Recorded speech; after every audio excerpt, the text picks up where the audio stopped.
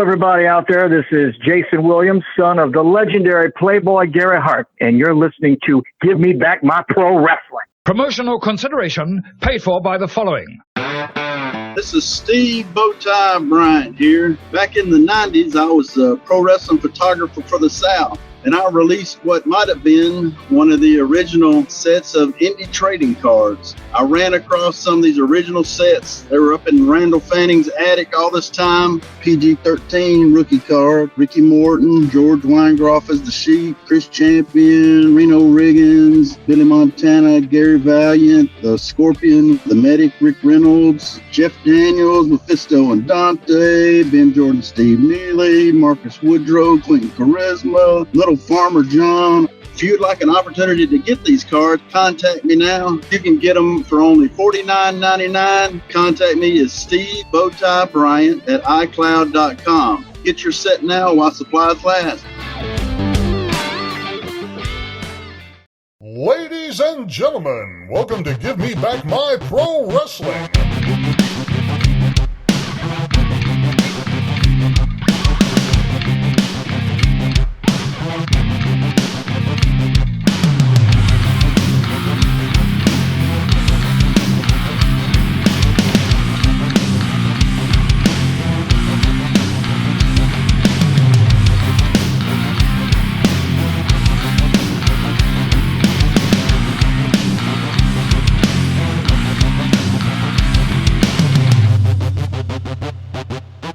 For those who don't know, now you know, baby. This is Hot Rod Biggs, Jared, Jimmy Street. We're going to take them to the limit one more time, baby, right here on Give Me Back My Pro Wrestling. Ladies and gentlemen, welcome one more time to the Give Me Back My Pro Wrestling podcast, and I'm here as always with my brother from the same father and mother, the Plastic Sheik, Jared Street. What is up, Sheik? Not much, brother. We got a exciting episode, I think, for you. This is a big one for you. Are you kidding me, man? Good Lord. This is very cool. Yeah, very cool. Jason Williams, the son of my favorite manager of all time, Gary Hart. Man, I'm excited. It's so crazy. I was sitting at home, we were watching TV. I got a message on Facebook that said, "Hey, I really loved what you said about my dad on your podcast." And that was it. So, I mean, like, okay, yeah. Jason Williams, like, and then I was thinking, Jason Williams, man, I know that name. How do I know that name? And he was like, Gary Hart's son. And I'm like, holy crap. And I think I immediately text you and Quinton, and I was just like, man. So anyway, so yeah, that is our interview today. The son of, in my personal opinion, greatest manager of all time, not named Saul Weingroff. Got to put that disclaimer in there. Yeah, of course. Come on. No, man, but, you know, we'll get into Jason just a second. You know, first off, we got to thank our last guest, Drew Haskins. Had a blast with him. I think a lot of people were surprised that we found Drew, but, you know, we had already found Drew a little bit, but we just had to get the time together to bring him on. But, man, that was a fun episode, right, Cheek? Yeah, man, he was so easy to talk to. I mean, I've heard a lot of stories about Drew, never, you know, talked to him or met him myself, but it was just very easy guy to talk to. And like most of our guests are just so giving as an interviewee, and they're willing to tell us and talk about anything in their career. Yeah, no doubt, man. No doubt. Yeah. Well, Drew, thank you again, buddy. You know, get you back on soon for sure. You know, another thing I want to say, Sheik, you know, there's been some changes in the podcast world recently. Don't really want to get into all that, but there are some very cool and positive changes coming to our show, and we're excited to talk more about that in the future.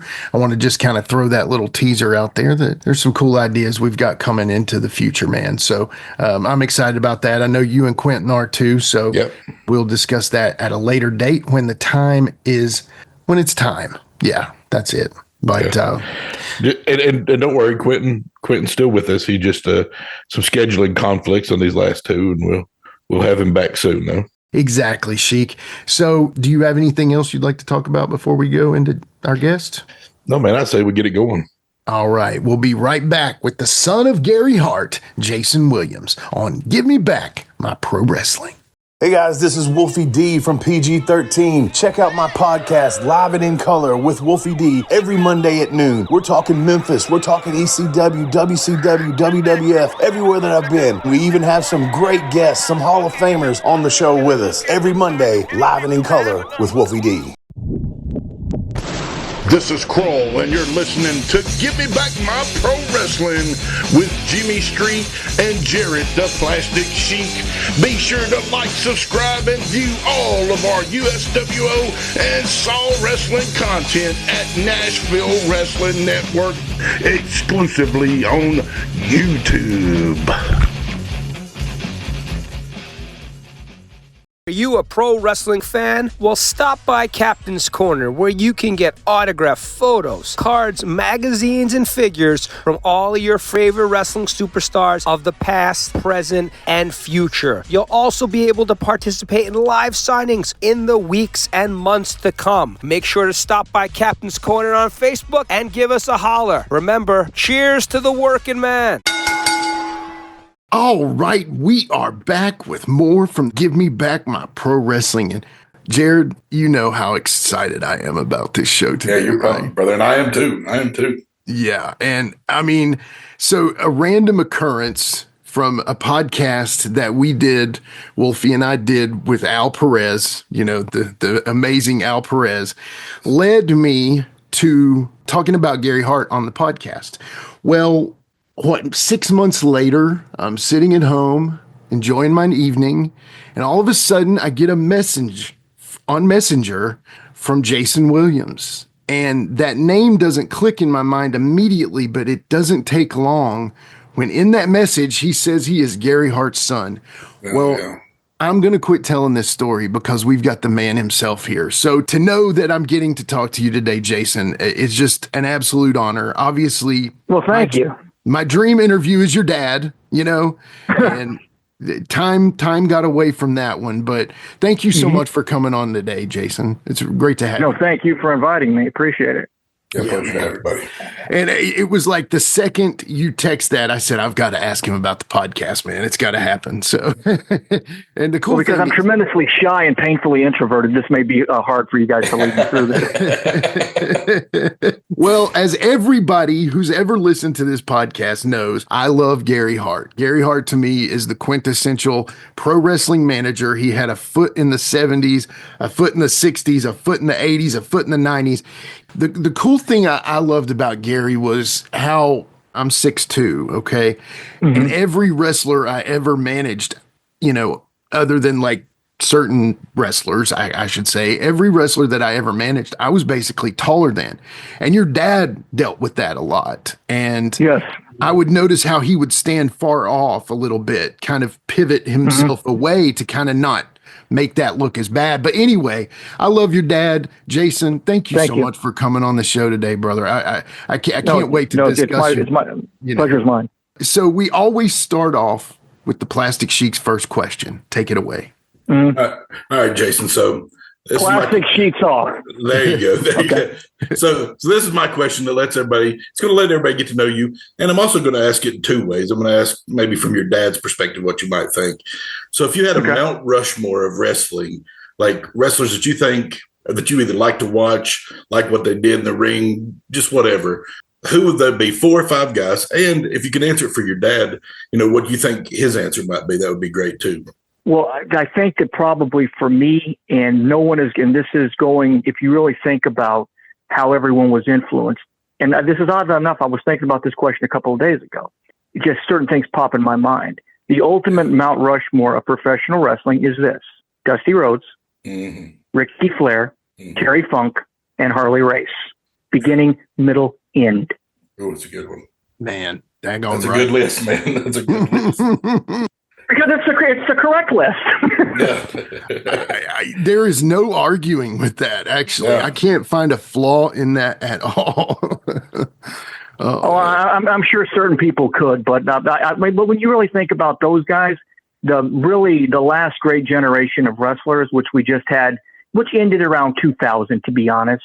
Yeah. Those are the guys that touched everybody, because you had all those guys were interwoven into a program with each other. and they were all NWA World Heavyweight Champions, and they all achieved the ultimate goal, regardless of what Cody Rhodes and The Rock want to say about Cody's story. Dusty was the 3-time champion, and to set forth that he was anything other than the top guy in the business, it's not only insulting to wrestling fans, it's just flat out asinine. Exactly. But they live in their own little universe. Yeah, just because he didn't hold New York's belt doesn't mean, Yeah. Oh, yeah. Yeah, and Dad and Ole Anderson both felt very dejected that their career was incomplete because they never worked for them. But, I don't really watch that much of the new stuff, so I just know what I hear. Yeah. But I would say that would be, for me, those would be the 4 guys that, it's the most solid, where you look at that and go, okay. What do you think your dad's list might look like? That would be Lou Thez, Buddy Rogers, Jack Briscoe. Oh, man. And for that 4th one, Johnny Valentine. Oh, gosh, man. That's a good list, too. Yeah. Now, if he went to his personal favorite people, Mark Lewin, Bruiser Brody, the Spoiler, and maybe Bill Watts. Yeah. But but that last one, Fez, that was the first group that I mentioned. That would be his ultimate. That's who he would say. Yeah, man. Oh, that's a good list too. Yeah, straight from the source. I love it. Yeah. So, all right. Well, we're kicking it back to you, Jason. So, Jason, first of all, to start, tell us about your younger days. Where were you born? Like, tell us a little bit about your early start. Well, I was born a poor black child, singing and dancing with my family down in Mississippi. No, kidding. The jerk. That was Steve Martin. The same year that movie came out, the same year I did. I don't know if it could be made today though. We were watching that movie at my one job, and this one girl saw it. She goes, "I can't believe that movie." I was like, "Okay, sure." That just shows you the difference in generations. Don't show her Blazing Saddles. No, either. I was born in Dallas in '77, the year the Cowboys won the Super Bowl, the second time with Staubach. And that's pretty much it. I was born in '77 in Dallas when Dad was the matchmaker for Fritz von Erich, and when Fritz was the main cog in the Dallas booking office, which controlled all of Texas, regardless of what other people try to tell you. No, that's the truth. They controlled Texas. It all went through there for sure. You're right. So tell us about your brother Chad, man. He was born in '79, 2 years after I was in Dallas.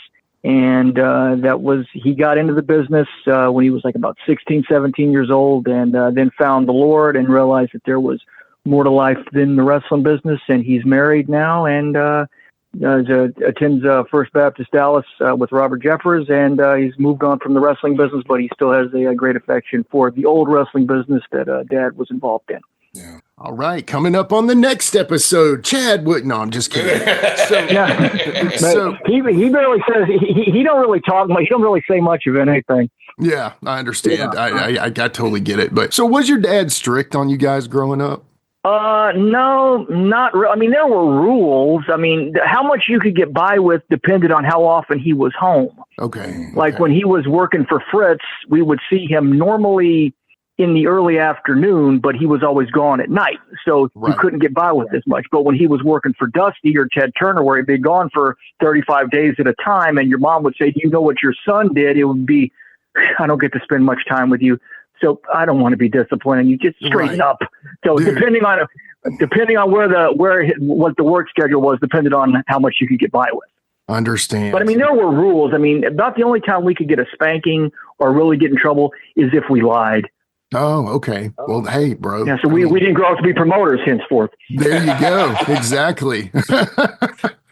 You're the best, man. Okay. I thank you. I'll share the platform with you. It helps if I have someone who knows how to lead the match. And you guys are doing great. Thank you, Jason. So with all great wrestlers and all great wrestlers' kids, normally there is an incredible mom there. So put your mom over, man.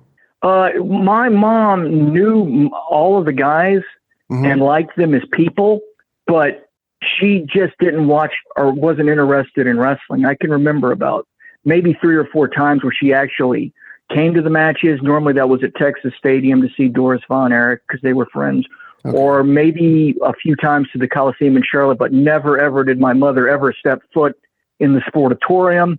She liked all the guys and knew. I mean, the spoiler was the best man at their wedding, so she was close with wrestlers. But she just basically like Dusty Rhodes and Dick Murdoch.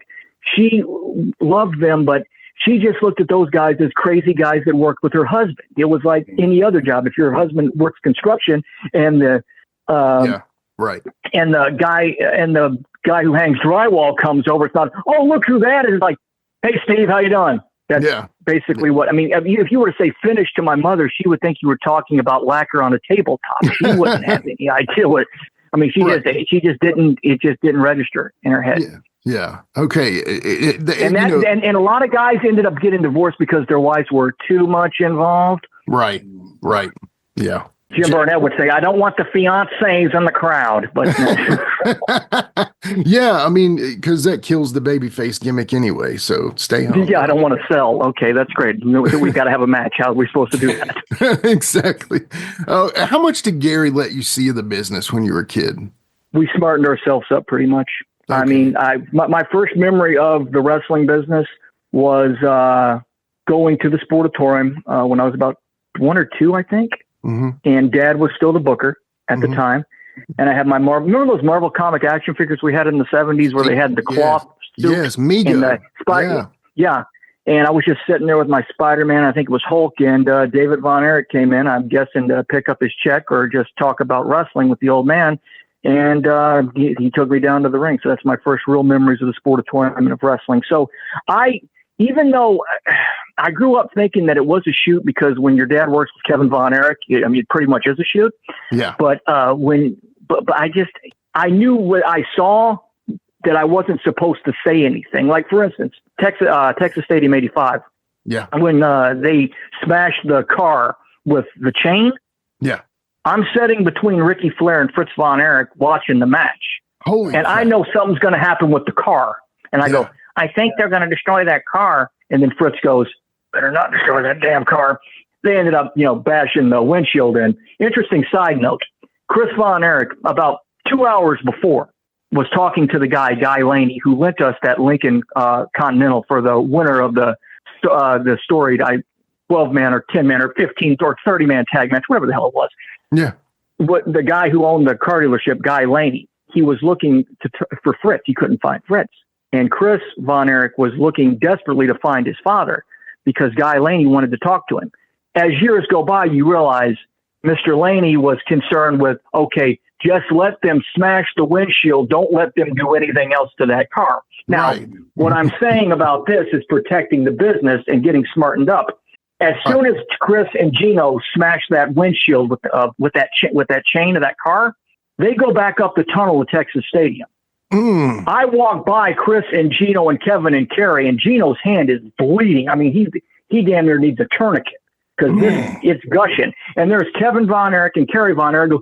Damn, Gino, are you okay, dude? Anyone else would have seen that, it would have ruined it. I'm just standing there looking. They're like, oh, that's little Jason. I knew not to tell anybody. That's. I mean, as far as you kind of just smarten yourself up. Yeah, I mean, that's exactly what you did. Innately, you knew not to say anything to anybody. Right. And that's why CM Punk is no longer with AEW, because they use real glass. No, I'm just kidding.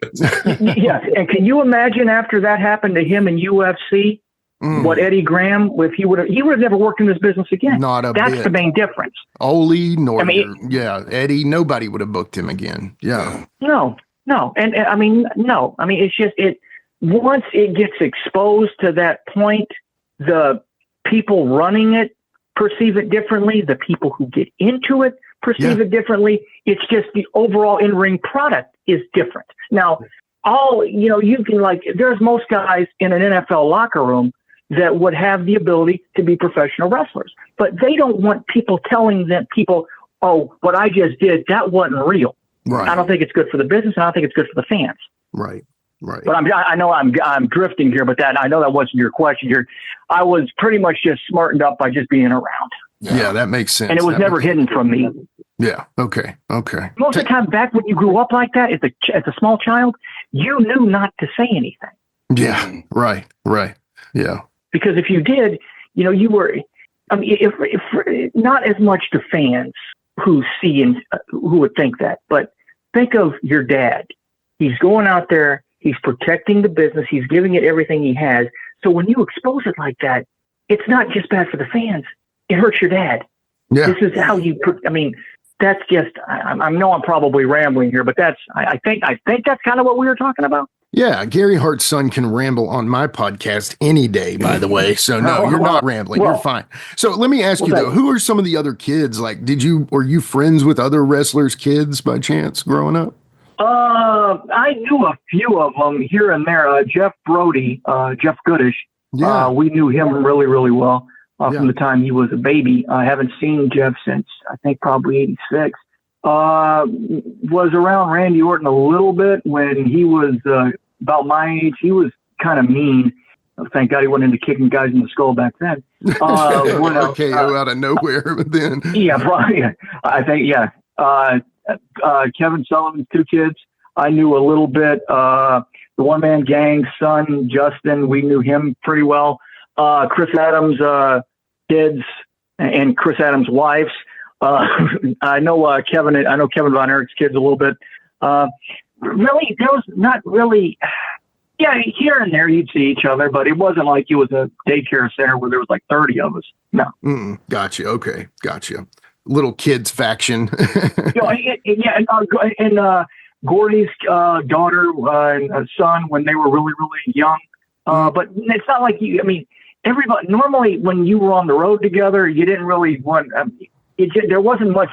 If you were partying, yeah, but not really all that much. A few of them here and there. Gotcha. But the thing is, if you run into one of them, even though you've never met, you've all lived the same life anyway. Yeah, right. So it's open a new chapter of a same book you've already read. Basically, it's just another. Pretty chapter. much. Yeah. Exactly. Jason, tell us something about your like dad coming up. Was it younger days? Was he kind of having a rough upbringing? I think I remember reading or something here about. Yeah, he didn't really have the best environment. He was like a latchkey kid in the late 40s. It's because he was born. My grandmother already had 3 children before my father was born. Because my grandfather, or as my dad was calling him, the man that sired me, because he never acknowledged the guy. My grandmother was pregnant with my father when my grandfather, that's just what we'll call him, left. So my father grew up with 3, my uncle and my 2 aunts, and my grandmother, who's trying to make ends meet. And this was like oddity back then, because this is like right after World War II. Yeah. So it was just very, very. It was not the best environment. He didn't really have much. So he told me one time, no one else that he knew had anything. So he didn't really notice the difference. And Chicago can be when he got to Chicago, it was 1950 Chicago. So instead of the thugs, it was the gangsters. But he just was a chaotic childhood. He didn't really have much. My grandmother was a strong Christian woman, but she worked 3-4 jobs at a time to try to keep everything in line and trying to keep food on the table and clothes on the kids' backs. And when you have a kid who doesn't have a father, particularly back then, you tend to run a little wild. And Dad ran a little wild before he got into the wrestling business. He ran a little wild before the wrestling business. Yeah. Like cutting guys with razor blades in a locker room isn't wild enough, right? Yeah, I know. That's why he matured. Oh, man. Well, so stories about your dad starting out in wrestling. So obviously he started in the Chicago territory or area. Yes. And then he goes to Detroit for Sheik. Mm-hmm. And then he's in Australia all the time. Talk about those times if you mind. I mean, I know you don't know them or you weren't around, but you know about them. So the right before Australia, his first real break wasn't. He got a break when he was teaming with Angelo Poffo, Macho Man's dad. That was manager / tag team partner. That was a pretty good break because Angelo was older at the time and was more established and didn't want to travel as much. And then Dad hooked up with a guy named The Student, who later became George the Animal Steele. Right. I mean, he wasn't tearing up turnbuckles and stuff like that, but, he was on the learning curve. Yeah, I never met Mine though. I would have loved to have kicked it with Mine. I know. Mine. We need a mine, don't we, Sheik? Yeah, Kabuki had the green tongue, and then it was Mine. Yeah. Then after that, but where his first real break really came, in all honesty, would have been in '66 when he came down here to work for Dory Funk Sr. because he wasn't used as a manager here at all. Right. He was comparable in age to Dory and Terry. They were all in their, this is 66, so we're talking 24, 25 years old, and Terry just came back from playing with the Kansas City Chiefs, and Junior was junior. And they were the only guys young enough to really wrestle the Funks. And Dad actually made really good money here for a young guy. And because he'd always been like part of a package, like either managing or wrestling. Yeah. And his wrestling really wasn't all that good, but he first learned that he had value here in '66 because him and Terry Funk were working the loop, and I don't remember the towns they worked, but they both got their paychecks.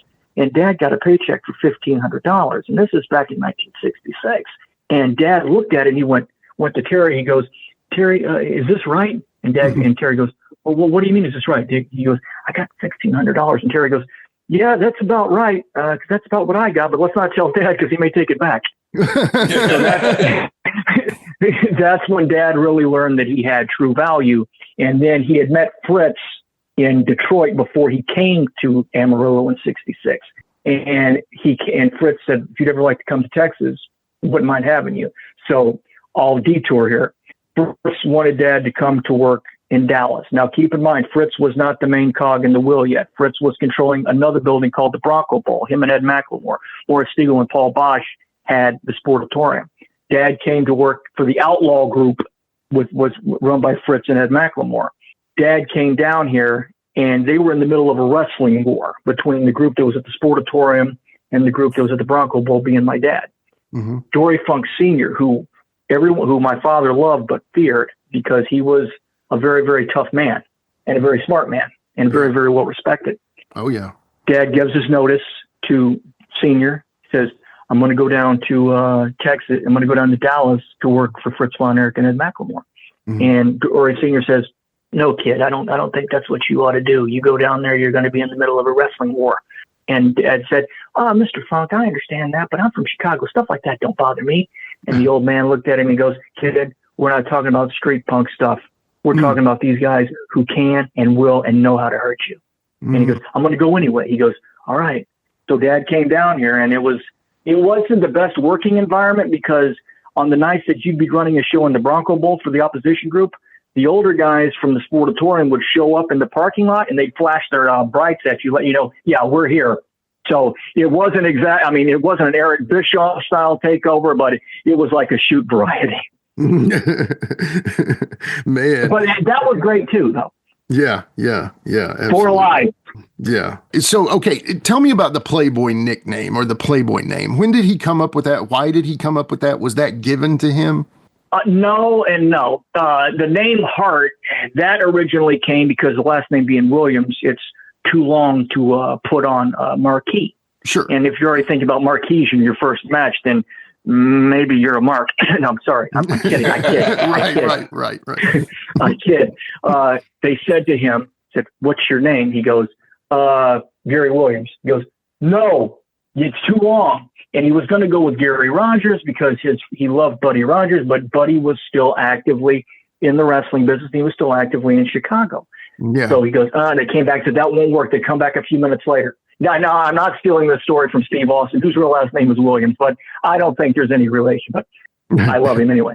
But they came back a few minutes later. Goes, what? Pretty much. I remember when the first time I met Steve, he actually still had hair. Yeah. Or he saw it. Actually, it was long and flowing. He looked like Fabio. Right. He should have been in tawdry romance novels instead he was in tawdry wrestling angle. Stop. I'm sorry. I don't want to upset him. But because he's more jacked now than he was when he was in the business. I know. But he had to come up with a name, and he thought, "I'm never going to Calgary." So he comes by. He says, "What's your name?" He goes, "Gary Hart." Okay, that sticks. And Playboy, Dad, ran with many women. Some of them he would say were damned ugly. That my mother. And the Playboy headquarters at that time was in Chicago, so he just sort of went with that. That makes sense. I mean, love that. if you just take natural things that are around you, you don't really have to reach that far out. Yeah, that's so true, It's man. not And a conspiracy like Shadur Sanders. I'm sorry, I will bring that up again. Yeah, man. No, that's incredible, but that's so true. Sometimes the low-hanging fruit is what you should take, man. I mean, sometimes that's what it should be, you know? So that's perfect. Yeah. Do you have any stories about Don Jardine, the spoiler? I know we mentioned him earlier. Do you get any? Oh, yeah. Tell us something. Well, he was Uncle Donald was notoriously very, very thrifty. Dad would call him cheap. Dad would say he was that when they were living together, they'd flip a coin to go to a movie, and whoever lost the coin flip had to pay. And if he lost the coin flip, he didn't want to go. You guys have heard so I know you guys have heard the Peter Maeva story with Stan Stasiak, but see, that's all old. I've got one that no one's ever heard before. Yes, that's what we want. When my mom and dad got married, he lived with them most of the time. Him and spoiler number 2, Skippy Jackson, Master Sloan, whatever they want to call him. Mm-hmm. They were living with my parents at the time, and my mom and dad got married in San Antonio. And my dad's blood pressure was always high in San Antonio because he was always having to deal with Joe Blanchard. I never met Mr. Blanchard. He was a born again man, so I'm sure he was okay at the end. But so they were going to get married in San Antonio because that's where they had to get married, because that was the only place where they could find. It was the only time on the schedule. So they get married, and my Uncle Donald was the best man at the wedding. And no, he was not wearing the mask at the time as being the best man. And his longtime girlfriend, Marcy Kincaid, Aunt Marcy, she was my mom's matron of honor.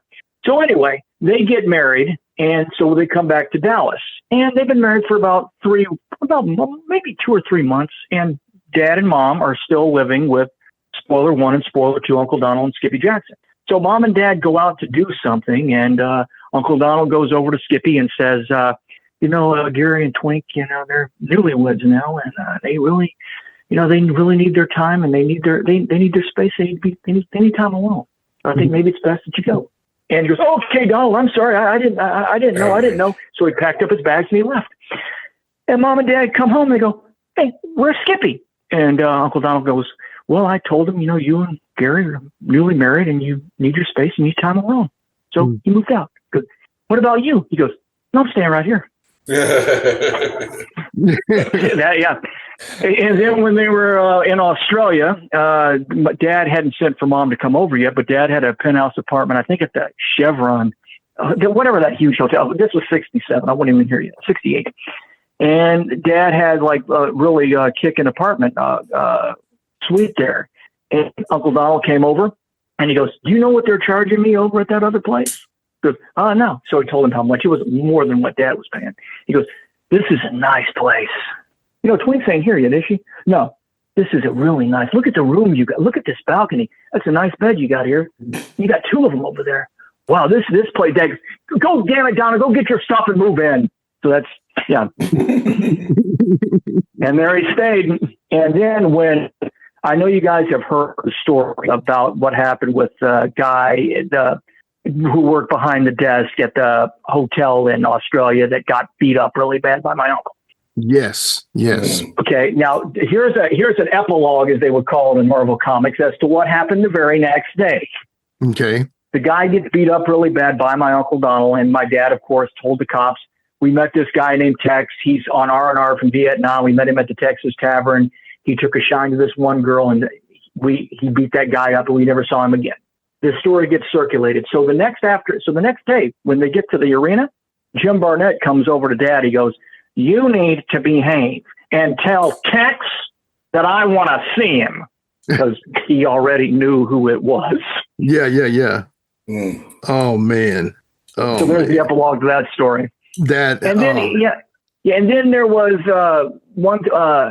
It was right before school started, in 87. Uncle Donald had come back in when Dad took over the booking job for the second time. Well, even if he wasn't the booker, he was still booking. But it's when Al Perez came in and those guys. Uncle Donald said to Dad, he goes, "Have Jason and Chad got new school clothes yet?" Dad goes, "It's probably going to take them probably next week." He goes, "Okay."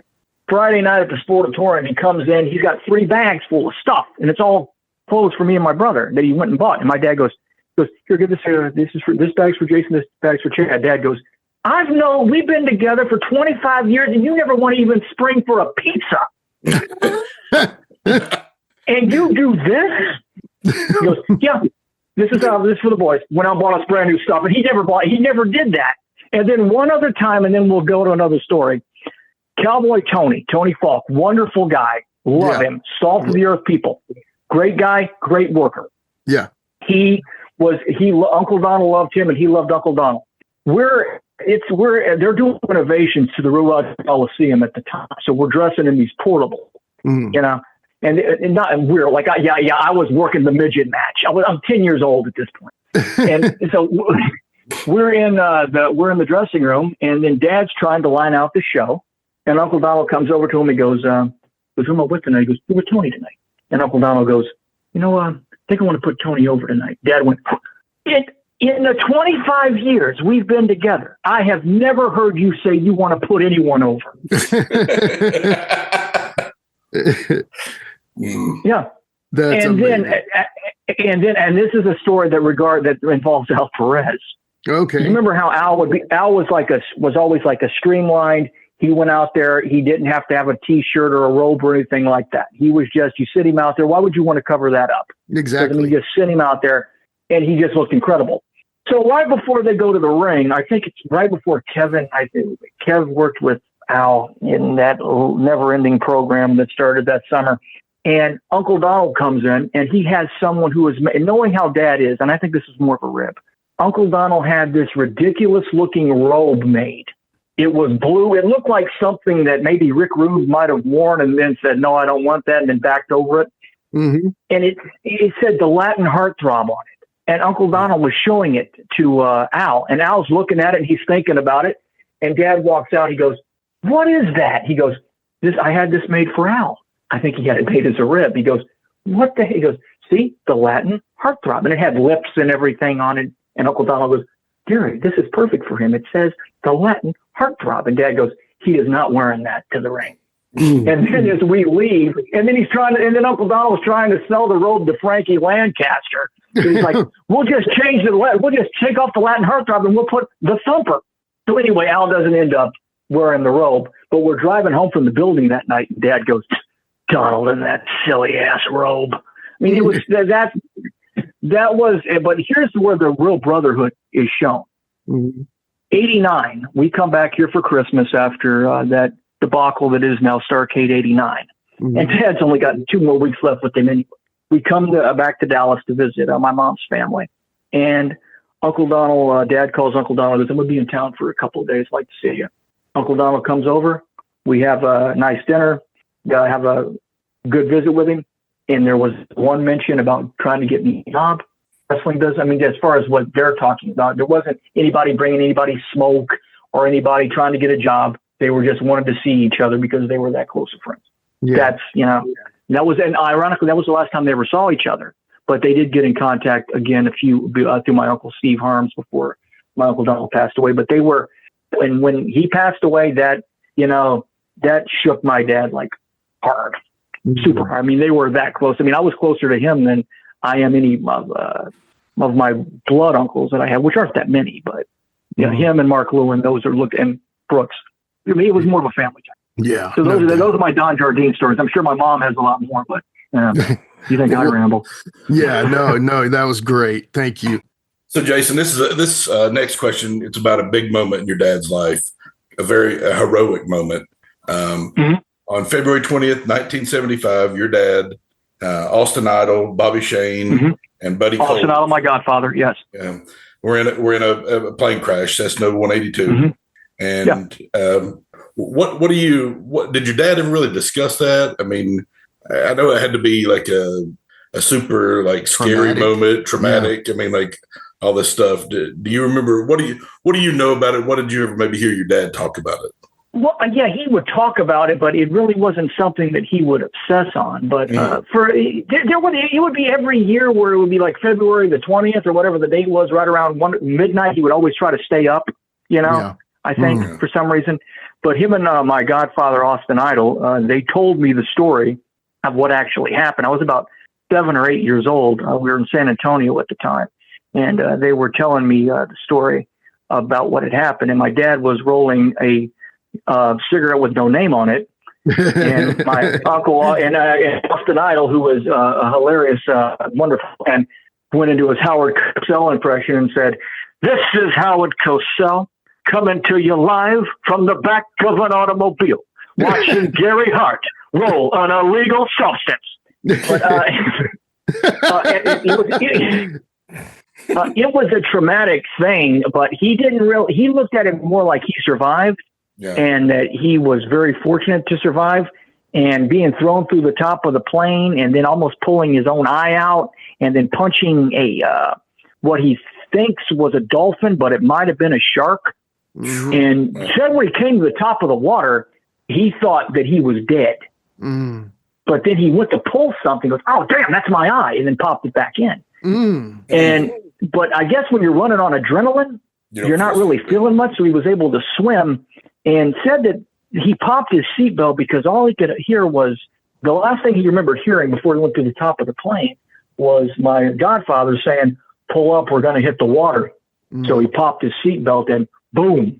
And said he went under a tree after he kicked down the door, and he helped grab Buddy Colt and Uncle Austin, and they helped him, pushed him up over the seawall because my godfather, his feet had went into the rudders of the plane.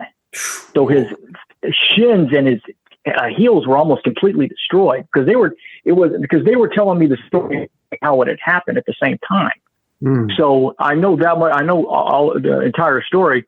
But the thing with Bobby, once Dad, he felt bad about that for a long time, but he had to kind of let it go. But he said occasionally it would enter his mind, but then you would have to no, because you replay it in your mind occasionally and then just say, "Okay, I can't play with this anymore." But he finally let it go, but he knew he did all that he could, or at least he tried to convince himself. But it was a heavy thing. But Dick Murdoch, because him and J.J. Dillon, they drove up to the ambulance as it was coming to get Dad and Buddy and Uncle Austin.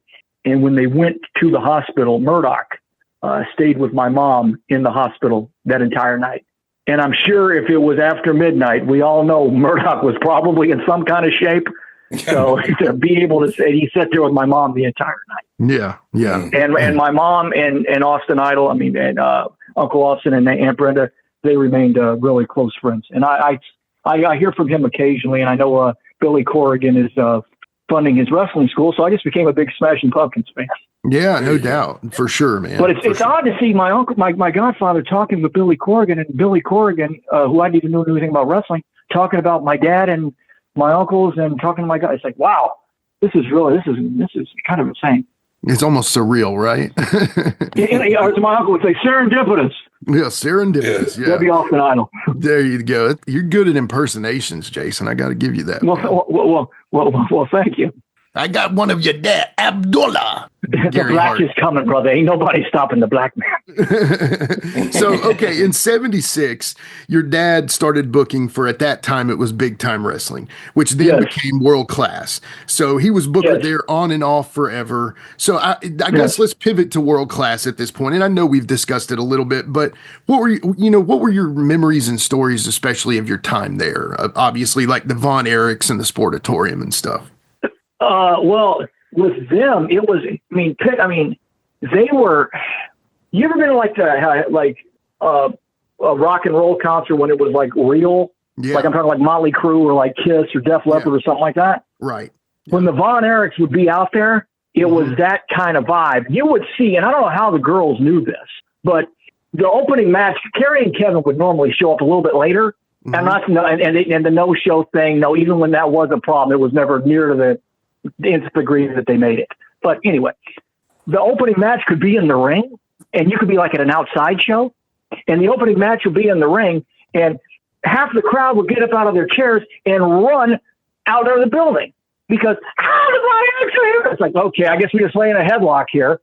So they would, it was like in the atmosphere when they would go out there. I mean, this was mainly, I mean, like I tell people, when Kerry beat Ricky for the title and I was there, yeah, there wasn't a pop, like a Road Warrior pop. There wasn't a, ooh, or any of that stuff like you used to get in North Carolina. Like, remember when Hawk would clothesline somebody? Mm-hmm. Yep. You wouldn't even have to be watching the match. You would just hear, ooh. So, okay, what did Hawk just do? Mm-hmm. It was a shriek because because about 70% of the audience out there were women. So they would scream. I mean, it was like, this would be like Beatlemania with a turnbuckle. Yeah, yeah. I mean, I've never seen anything like this. Yeah, no doubt. And I mean, excitement was palpable. And my main Perez was working with Kevin Von Erich. No, Brian Adidas was working with Kevin something. And Kevin makes a beeline to the dressing room because with the rodeo arena we were working at, heels were in one dressing room, baby faces were in the other. So it's pretty hard to line out your entire match like that. Yeah. But Perez was in one dressing room and Brian was going back to that dressing room. So Kevin follows Brian into the dressing room and I'm standing like on one of the rodeo shoots. And my little brother, who's 2 years younger than me, he's in the dressing room at the time. So Kevin makes a beeline. Kevin was fast anyway, and this is even with a knee problem. He kicks in the door, and my little brother's in there, and the door slams. And then I asked Chad, I said, what went on in there? He goes, I just remember Kevin going, let me catch my breath. And Dad goes, damn it, move it. And then we go back outside. And then Brett does his thing with Dad. He punches him in the head, and he catches Perez with one of those old man knuckle punches. Just as that happens, Dad is grabbing a fan who attacks him. So it's like incredible. I mean, it was like, you've seen the running of the bulls in Pamplona. That's what it looked like. Wow. Yeah. And then it was just, and then when we smashed the chair over Kevin's head at the Cotton Bowl and the girls were screaming and Kevin's busted open behind. And then one night Kevin was working with Kabuki. And the video's on YouTube. Song, that's what I call him for anyone who doesn't understand. I say song, I'm talking about Kabuki. Right. Mira gave Kev a spin kick and caught around the bridge of the nose. Man. And it moved his nose to the other side. Fritz is like, damn it. And then Song goes, oh, I'm sorry. They get to the back. Kevin's eye is swollen and his nose is off to one side. And Dad goes, Kevin, my boy, I'm so sorry. And Kevin goes, it's okay, Uncle Gary, good for business. Like, that's how they thought. Yeah, yeah. I mean, the harder you hit him. And then one time when my brother had been broken into business about 3 or 4 years, Kev came over to the house. And Dad goes, Chad's asleep. Why don't you go put the claw on him? He goes, okay. Oh my God. So Chad's half asleep, and then Kev jumps on top of Chad and throws the claw back, and Kevin goes, come on, baby! He throws the claw on my brother. And Chad wakes up and goes, what's happening, Kev? And Kev goes, well, I was hoping it'd be your genetic instinct to sell the claw. Oh, man. And then one other time, Kev came up. Kev always has like these big dogs, like golden retrievers. Both him and Kerry were like that. Yeah. He came to visit us at a gated community where there were no pets allowed. Now, this is not going to sound good. Yeah. Kev said, Dad says, well, you can bring the dog inside. Ain't nobody going to say anything. I said, but they got a no pet ordinance. Kev goes, don't worry about it. So Kev puts on a pair of glasses, dark glasses, as if he's visually impaired, and has the dog walking him to the front door. Okay. And then he goes, well, I came into town with this gimmick. I'm going to leave with it. So after about 3 hours, he leaves the house and he's walking back to his car with the dog and he drives off. So the woman working behind the desk at the apartment complex is like, why is Kevin Von Erich pretending to be blind? And furthermore, if he's blind, why is he driving? It's like, this is not a good look. I almost wish I didn't tell that story, but it happened. And the story about Kev putting the cat in the microwave, that's a lie. It never happened. Okay, thank God. He wouldn't do something like that. He wouldn't do something like that. Yeah. No. Now, as far as the story of him writing Buzz Sawyer a letter and challenging him to a fight, yeah, that happened. Good. Yeah. And a few times he told the guys, "Hey, just because my dad's the boss, it don't mean nothing. We can go outside." And one other, and this is the kind of stand-up guys they were. A younger wrestler who will remain nameless was in the dressing room. I think they were working for Bill Watts in Tulsa, I think. And these older guys were picking on this younger guy. And Kerry happens to be in the dressing room. And Kerry waits till the kid leaves to go have his match. And these two guys are picking on him. And Kerry goes, "Make you a deal. You guys stop picking on him, I won't start picking on you." They left him alone. So they were, I mean, but with those guys, it was like they were rock stars, but they didn't know it. Right. You know, they were totally unassuming. Like they were one farm night, boys almost. But in their and to speak to their generosity, Kerry had just come back from the foot surgery. No one knew it. I'll tell you how we found out, but some fans had made him this beautiful quilted blanket. I mean, this was incredible. Dad comes back from the town with this blanket, and Mom goes, "Where'd you get that?" I said, "Kerry." Mom goes, "Kerry?" She goes, "Yeah, some fans made it for him." And Mom goes, "He would give you the shirt off of his back." So some fans gave him the blanket, and Dad saw him with it and said, "That's a nice blanket." "Yeah, it certainly is." He goes, "It's a really nice soft blanket." And then Kerry goes, "Uncle Gary, you want it?" I mean, that's just the kind of guy he was. Wow. He was unassuming, and I mean, I've known a lot of guys who were conceited in the wrestling business who didn't have anything to be conceited about. Right. If anyone had something to be conceited about, it was Kerry, and he wasn't at all. Wow. And he was a great witness for the Lord. Even I saw him do it. So he was, they were, you know, the reason he was perfect is the ultimate baby face, if you think about it. Totally. It's the guy that all the little boys want to be like, and the one that the women throw themselves at. Want to be with. And that was Kerry and Kevin. And there have been a few others, the Ultimate Warrior, and a few more. Yeah. Very few, though. Yeah. Yeah.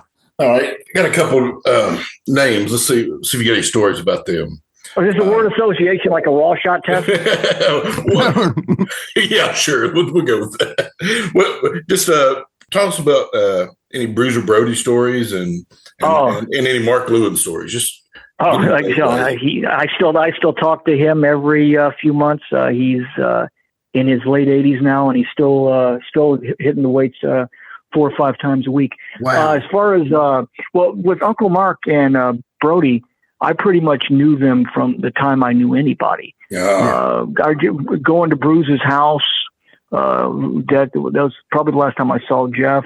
He was sleeping on the couch often. I'd come downstairs and see that he was staying with us. And I remember in '86. Remember when the WWF first started putting out toys?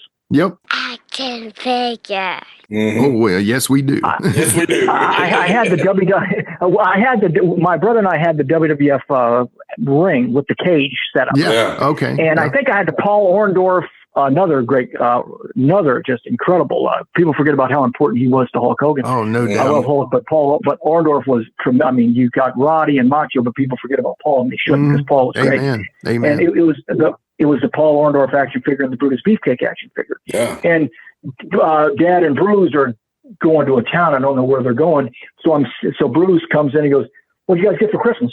And he's looking at the stuff we got. And then I said, "Look at this WWF ring I have."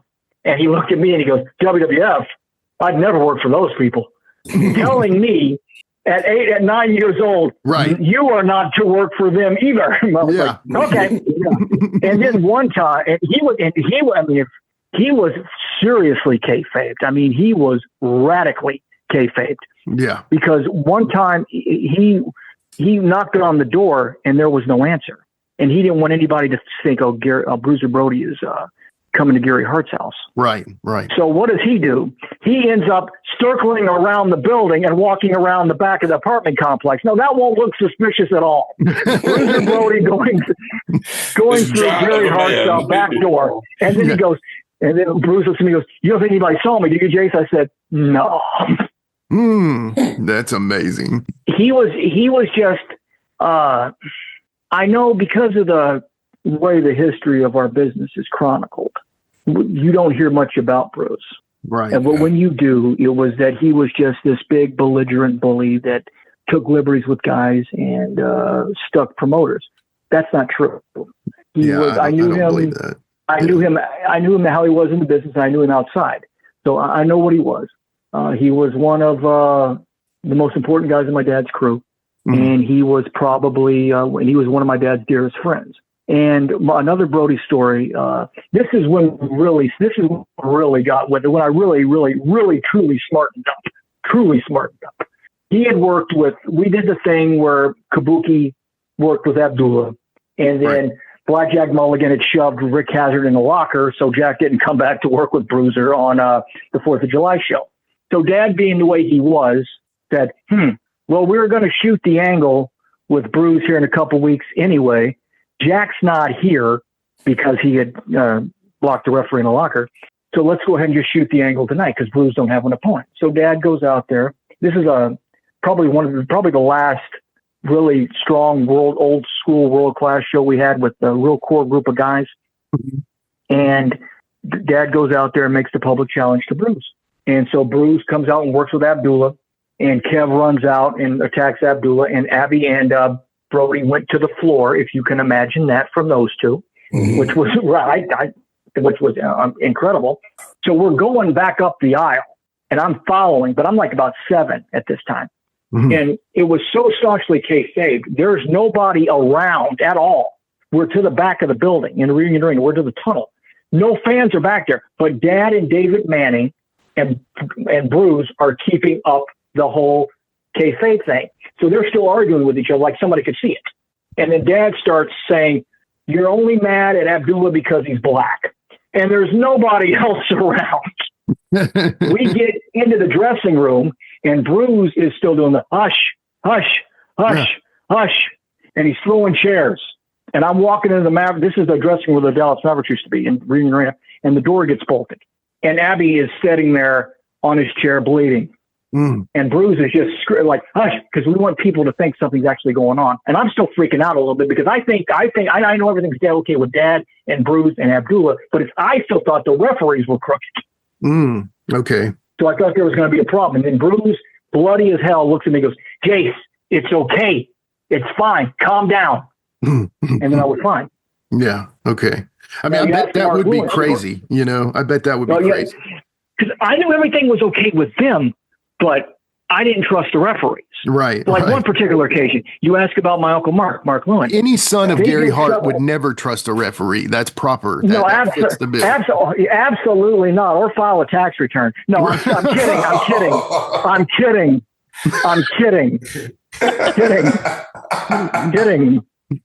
That's why H&R Block just got that check for $300. I'm kidding. I'm hiding nothing. Yeah, you've heard of Vince and his non-disclosure agreements. But we were doing this thing in '85 where we brought Uncle Mark back to team with the One Man Gang, another great guy, and Tim Brooks, who I loved to death when he was out with us, Uncle Timmy. And Dad was doing this thing where Uncle Marky will put on the sleeper, but to get heat, he will not wake him up, right? So they shoot an angle with Iceman where they put Ice out, Ice another stand-up brother, and they don't wake Ice up.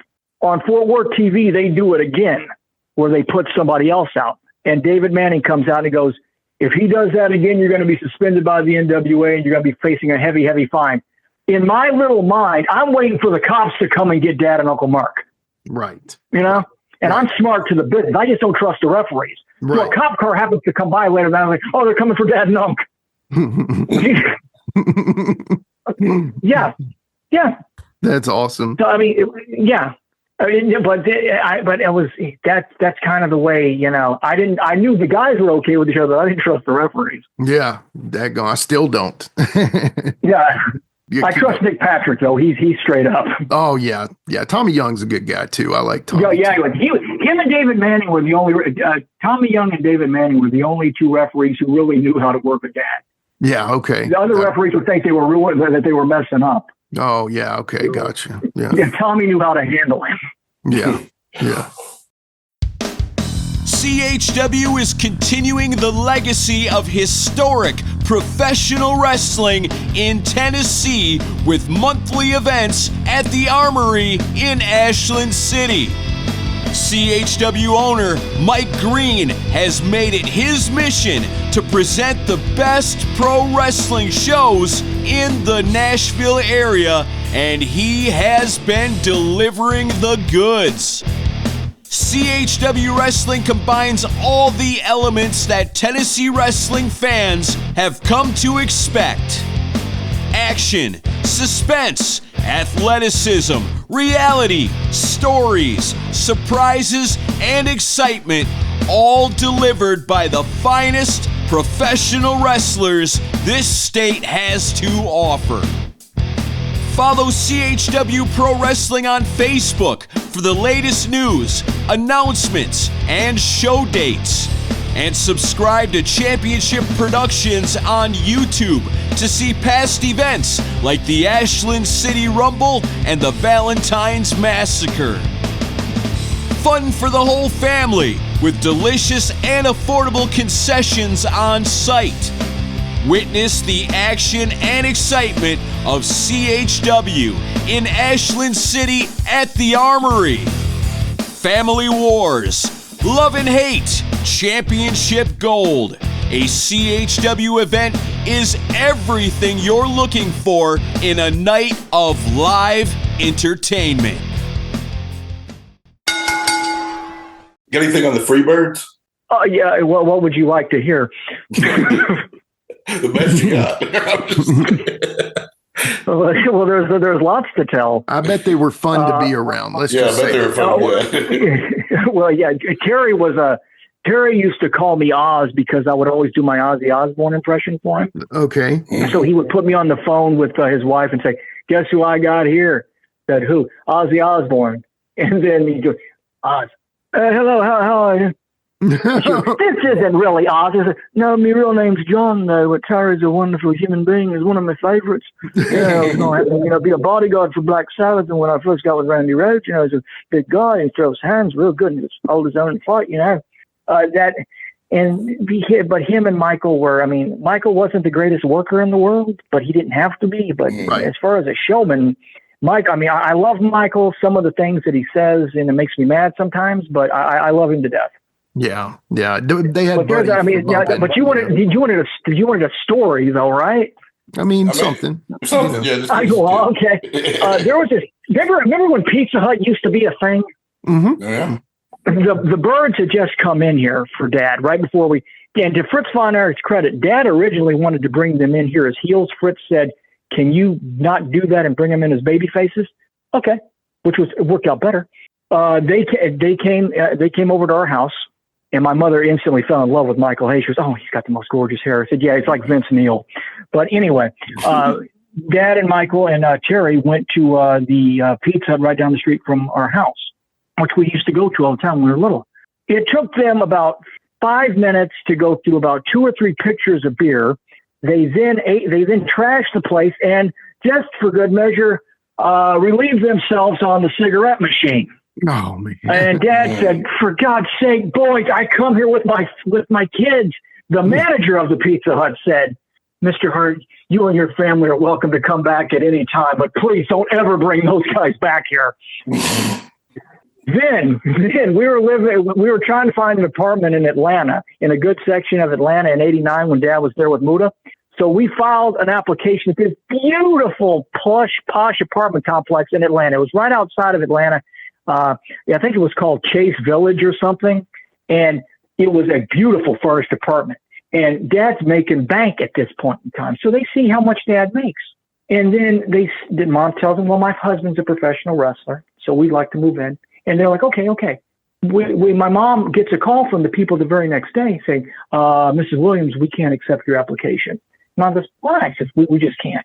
And Mom is kind of upset. And then Michael happens to come over with Dad. And Michael goes, "Hey, girl, how'd the apartment hunt go?" I said, "They're not going to let us move in." What do you mean? She goes, "Oh, it's this beautiful place called Chase Village." Michael goes, "Hold on. I think I might have had something to do with that." Mom goes, "What do you mean?" She goes, "Me and Terry, one of my girlfriends lived there. Me and Terry ended up trashing one of the places. So they heard wrestler. And thanks, Michael." Oh, man. Yeah. I might have had something. Some silliness.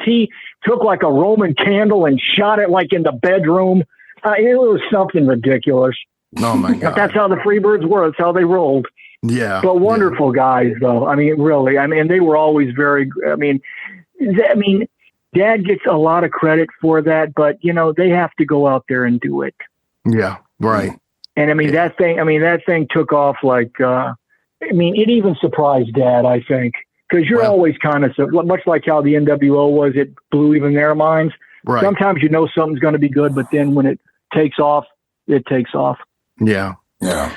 So we've talked about him a little bit. You brought him up a little bit earlier, but he's absolutely one of my favorite people. And if I have any kind of an impersonation, it's a little bit of a Tony Falk impersonation. So, Uncle Gary, Jimmy, I got to tell you, Uncle Gary, I love Uncle Gary so much because he took old boy Tony, ran to Hales in Memphis. He put boy Tony on Tony. Poor Tony was just struggling with that boy Tony gimmick.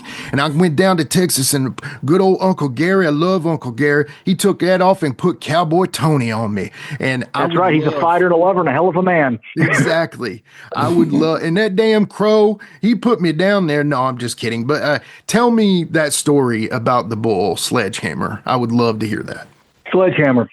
We were going into business. It was picking up a little bit. I mean, business was really, really, by the time Erich and Tony got here, business was down substantially.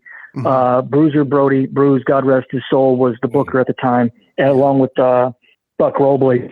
And because of everything that had happened, not speaking of the dead with Black Bart, but Rick, he was a nice enough guy, but making him the champion, right? That was not the best thing to do. Lance Von Erich, I read the book and I never really saw his side of it. But once I read his book, I understood the side of it. It was very well written. He was in an impossible situation. That didn't help. Right. Yeah. I know I only had looked at it from Kevin's perspective and from my dad's perspective. And I agree with Kev. What he did in Japan wasn't cool, but I saw Lance's perspective of it because he was put in a no-win situation, but any side Kev takes, I'm going to take because, that's just, sure. You can call me Von Erich. But then presenting him as an authentic Von Erich and then pulling out of the NWA and no more Ricky Flair.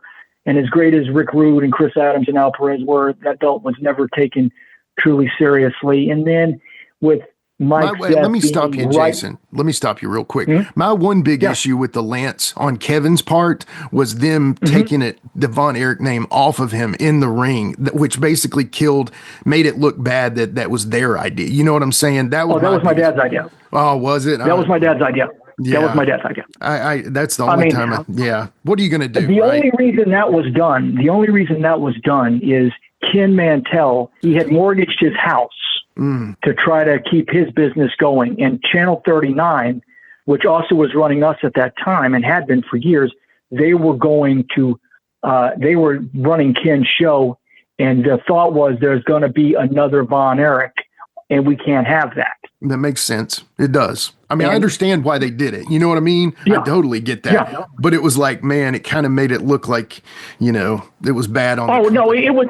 It shouldn't have ever been done to begin with. Right. Exactly. Amen. Exactly. There you go. Because in all honesty, in all honesty, everyone knew whose kid I was. So I had teachers when I was like in the third grade said, Jason, yeah, is he really? I went, no. And because there was like a few little girls that I had like crushes on. They're like, when I was this little boy, like, we like Lance. I said, he's not a Von Erich. That's just how petty I was. Now going back to what we were talking about with Tony, business was bad, and then Tony and Erich showed up. So because of the booking wasn't the way it should have been. And we were looking, and houses were turning around. We were doing some positive stuff. We were bringing in new guys. So Tony goes from being boy Tony to cowboy Tony. So to get a house at the Mesquite Rodeo Arena, a pretty good one, which we always did pretty well in that building. Aside from the epic that's going to be Eric Embry and Frankie Lancaster against the Fantastics for the world-class tag belts in the cage, Cowboy Tony, the fighter and the lover and the hell of a man, much like these other rodeo cowboys that are out here that actually rode, he is going to ride the biggest, baddest bull that there is, Sledgehammer. So Tony gets on the bull, and he works this. beautifully. He climbs up. He thinks about it. Erich and Frankie trying to talk him out of it. No, he goes on up. He gets in the saddle. He gets out of the saddle. He gets in the saddle. He gets out of the saddle. The bull kicks a little bit and he grabs his ankle. Oh no! They take him out of the chute and they walk him back to the dressing room. Everyone thinks he's really hurt. And so I walk back in about 15 minutes after this is over with. And there's my little brother sitting there talking to Tony. And Tony isn't selling anything. Then the door opens up and Tony throws his foot back on the chair and puts the ice pack over it. He goes, oh, my ankle. But no, he had a better match with that bull than a lot of matches you see on Vince's TV. Yeah, I'm sorry. I kid. That's funny. No, he was a great guy and really added some color and enthusiasm that we were sorely lacking because of all the bad booking decisions, the pulling out of the NWA, the deaths that we had to deal with. Then we lost Mike, and then it was just bad. Yeah, but him and Erich and Frankie and Al Perez, who I love to death, they did. We came close, but it was. For what they were, it was like Guns N' Roses when Axl Rose tried to turn them around. You take a group of guys that are one thing and turn them into something else that already was. I like that. They were a much better group than what we had before. And I love all those guys. Yeah, that's cool. So this next question is probably going to be what I can remember my first kind of memories of seeing your dad on TV or something like that. Maybe Jimmy's got earlier memories. He's a little older than me. So, but 1988, your dad went to Charlotte for Jim Crockett with Al Perez. What do you remember about that time and him being away from home, or did you all move with him? We moved with him we moved to Daytona Beach in June of 88. Okay. Right after the NBA Finals. The business here was getting chaotic. Ken had come back in after Dad didn't trust working for Ken and didn't want to be a part of that. And business was really, really down. And Jimmy was trying to take over Texas because they had moved the office. What was odd is they had moved the office from Charlotte to Dallas, which was closer to us than the Sportatorium was. So we ended up moving to Daytona Beach, Florida. Wrestler's logic. But he was gone a lot. I mean, gone all the time. I mean, it'd be like 25, 30 days in a row. And it didn't upset me and my brother because Dad loved the business and so did we. So it was cool with us, but having him gone all the time was kind of difficult, but you learn to adapt to it. And the odd thing was he went on the first tour for like 21 days. And my little brother managed to pounce on him and sprain his wrist. And so Dad gets back to the dressing room the next night and goes, all you guys had 21 days to get me. My kid got me in 3. But no, that was probably the last really, really, really good time of his career because he had come out of the frying pan from the fires, when they say, for trying to rebuild this here, having his final argument with Fritz over direction and Kerry and everything else. And Jimmy Crockett and Dusty said, well, Gary we're going to take Dallas. We'd like to have Gary come with us. And Dad always had what you would call a ghetto pass in the Carolinas. He could get in there whenever he wanted. And if you look, as soon as they brought Dad and Al in, they really featured them. I mean, they were used really well. I mean, they put them with Nikita. Yeah, who was one of their top baby faces at the time. Yeah. I mean, he was the first. He was the precursor to Goldberg. That was probably. I love that. I love the Carolinas. I love Jim Crockett. They were probably the only promoters that treated wrestlers better than they should have been treated. Mm-hmm. And I know a lot of stuff was going. I mean, were we in the middle of a wrestling war at that point in time? Probably it started in '87. But I love the Crockett's. They were always great to us. When Dad worked for him in '83 and then again in '88, Dad was always proud to say that he was there when they finally when it ended for him. But when that ended with them, that was truly probably the end of the good times of Dad's career. Because after '89, once Turner's people came in and once George Scott was gone, when Dusty was gone, Dad was the one who originally told Dusty that he was fired because they were at a party in Amarillo. They were working somewhere in Amarillo. And Stanley Blackburn, I don't know if you know who he is. He was a very prominent promoter in Amarillo and very well tied in with the AWA and Vern Guy's people, but he was very connected. Mm-hmm. He had said to Dad, this would have been in late summer of '88. He said, you didn't hear this from me, but Ted Turner's buying the business and they're going to fire Dusty. They're going to put in George Scott. Mm-hmm. Dad goes, he goes, how does this affect you? Dad goes, I don't know if it affects me or not. I don't think it does. You remember the night that the Road Warriors took the belts off the Midnight Express in New Orleans? Of course. Yeah. Mm-hmm. Mm-hmm. Dad walks into the dressing room. He sees Dusty. He goes, Virgil, that's what he called him. Mm-hmm. He said, Virgil, I got to talk to you. And then he goes, what do you want to talk to me about? Dad goes, Virgil, I need to talk to you. He goes, I'm busy, baby. Dad goes, I need to talk to you. Mm-hmm. He goes, what is it? He goes, they're hiring George Scott. You've been fired, baby. He goes, you dreaming. He goes, babe, it's over with. Dad was like, I've been told, but I'm not going to let my friend walk blindly into this. Yeah. That's, man. So then he sees that now infamous spike with the Road Warriors because the edict is no blood on TV. Right. Dad goes, what are you doing? He said, go get some color. Dad goes, well, he didn't tell me. He was going to get some color because this Dusty Rhodes, that's TV Dusty. Right. Dusty really kind of talked like this. Not much different from how Dustin sounds. Mm-hmm. But Dad goes, they said no blood on TV. And he looks at Dad. He goes, since when do we let TV people tell us how to run our business? Which is the same thing Mark Lewin told my dad before him and my Uncle Donald juiced themselves on WTG 15 years before. But anyway, Dad's there on the TV when they shoot the thing with the Road Warriors, right? Mm-hmm. They shoot that TV on a Wednesday. Here's Saturday. Dad's off that Saturday for some reason, which was odd. We're at the place in Daytona Beach. We'll watch 6:05 Eastern. Everybody watches. If you're in the business, until that show was canceled, if you were born in the wrestling business, you watched. Amen. Amen. 6:05 game's on. Dad's still working for him. Here Unless comes the stupid the Braves Warrior were playing segment. or something. Yeah, exactly. In those 18-inning rain delays with Otis Nixon. But Ken Obergfell and yeah. I'm Skip Carey, the most partisan announcer. I'm sorry. I'll never work again if I say stuff like that. But and so Dad's hoping they don't run this segment. Spike comes out. Hawk and Animal start driving on him with Paul. They open him up. And Dad, and I have no idea the conversation Dad had with Dusty on Wednesday. TV's airing Saturday. Dad is standing there looking at the TV saying, I told him, I told him, I told him, I told him, I told him, I told him, I begged him. And it's one thing to see it, but when it actually airs, Dad's like, ugh. And then Dusty was gone. Now, I think he already knew he was gone, but Dad wasn't going to let him walk into it blindly. And then George Scott came in, and then the committee. But the long story short, once Jimmy Crockett was no longer in charge, if Crockett would have been in charge, the Muta experiment would have ended totally differently than what it did. Right. That was an unmitigated disaster. Yeah. Okay. I have fond memories of Muta, but the way it ended, Yeah.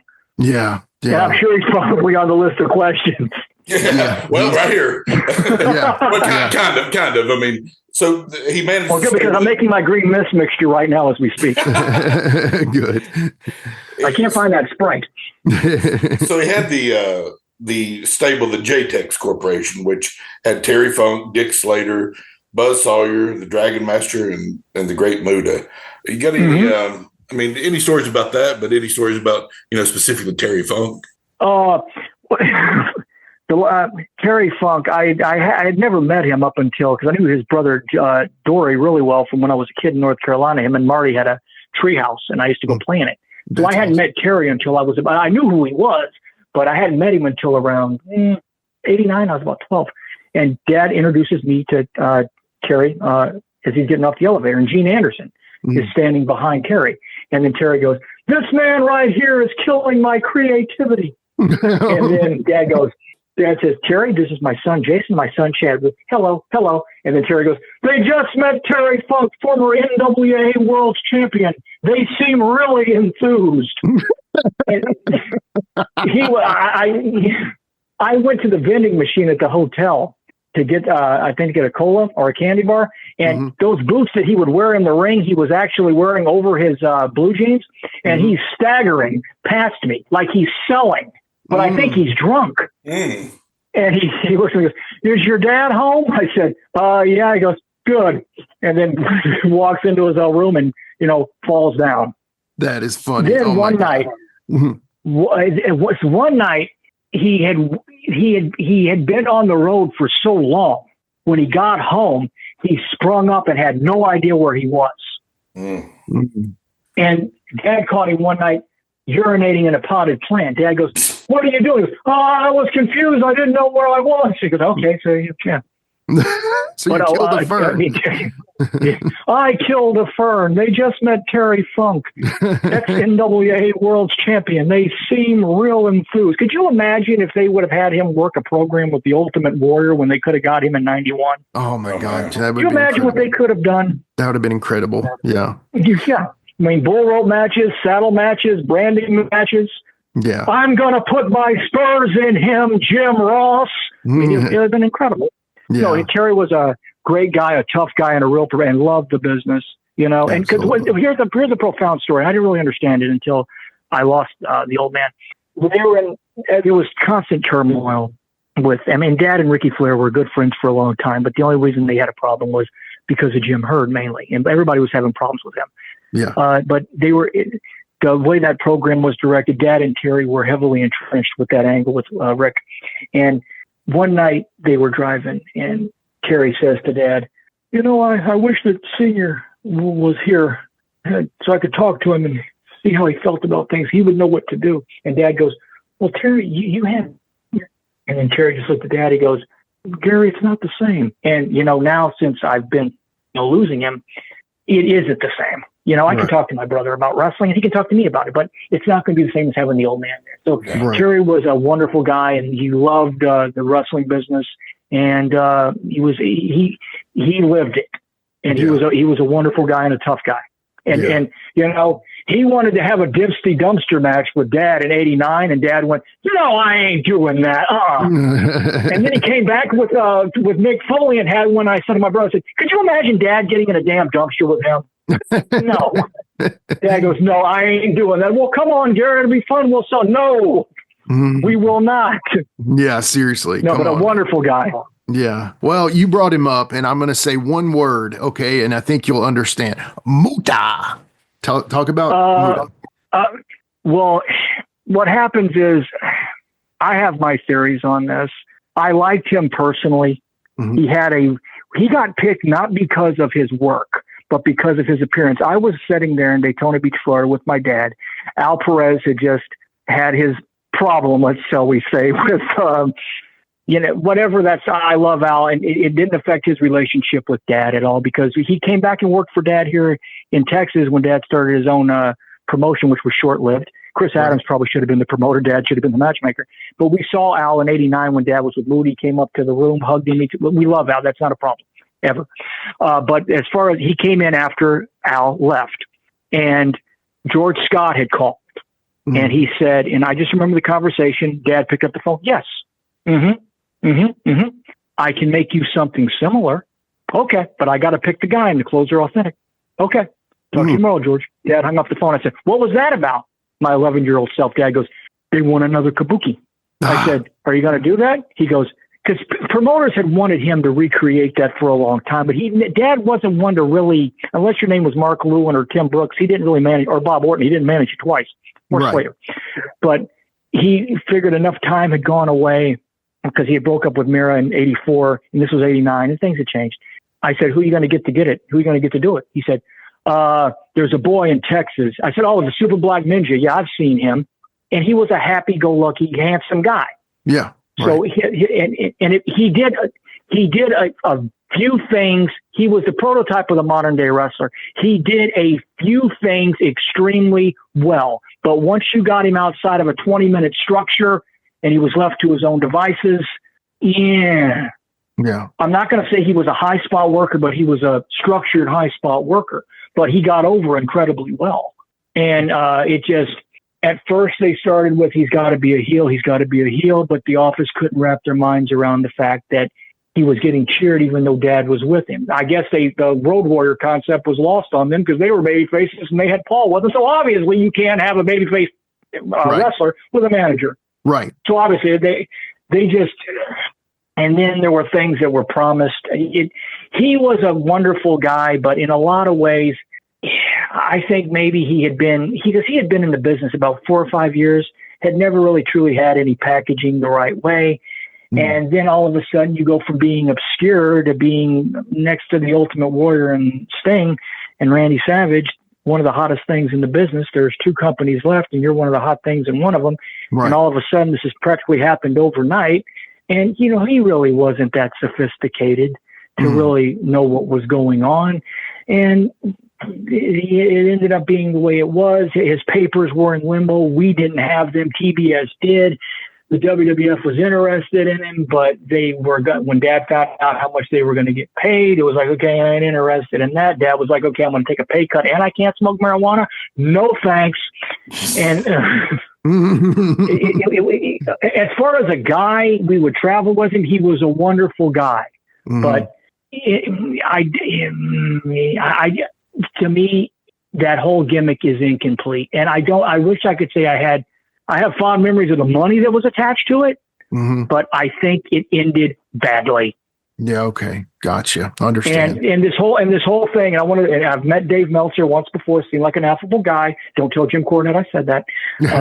No, who is the one he can't stand? Oh, there's a bunch of them he can't stand, but I love Vince Russo, everybody. Yeah. Vince is a born again Christian. I got no heat with Vince. I heard him say a few nice things about that, but I love Jim Cornette. But as far as Dad being fired from TBS, no, he quit. Gotcha. I mean, imagine this. In 1989, he was going to get arrested if he went to Baltimore because of the lawsuit. But in '89, you miss Baltimore, you miss Greensboro, you miss Richmond, and you miss Atlanta. 4 days in a row. Yeah. You haven't been fired. You've quit. And then when Ricky Flair calls New Year's Day and says, "You coming to the Army?" Dad goes, "No." That's it. And then Jim Barnett in February says, "You need to sign this contract and behave." Dad goes, "I ain't signing anything." And this I'll wrap this part up with. When Dad left there, finally in February of '89, Dad told Jim Barnett, he goes, "Before we both leave this earth, this company will cease to exist." And Jim goes, "My boy, they've got too much money to go out of business." Dad goes, "Ain't nobody got this much money to run this place the way they want to." And it never, with the exception of that one brief period in '96 to the middle of '98, they never fixed the booking problem. It was just people. I mean, Vince was a guy that did TV, that ran wrestling, but knew how to do TV. They were a TV station that owned wrestling. Big difference. Right. Big difference. Absolutely. Well, so obviously after he left WCW, he did return to Texas and began a new wrestling promotion in North Dallas, the Texas Wrestling Federation, which showcased many former stars of world class and those who were competing in the USWA world class promotion. So what are your memories of that time, especially, with your dad and what he was dealing with? Hard. Yeah. Because the building was buried. You couldn't find it. It was on a street called Markville. He always found that to be amusing. That's so true. It was in far north Dallas. You had to barter your time TV-wise. We beat Jarrett by a point and a half, but not Jeff, but his dad. But sure, like Jeff Jarrett had said before, by that, and there was a lot of ego with that. Dad saying, "I'm Gary Hart. I can run Texas. I know how to run Texas. I know Texas left, right, and sideways." Right.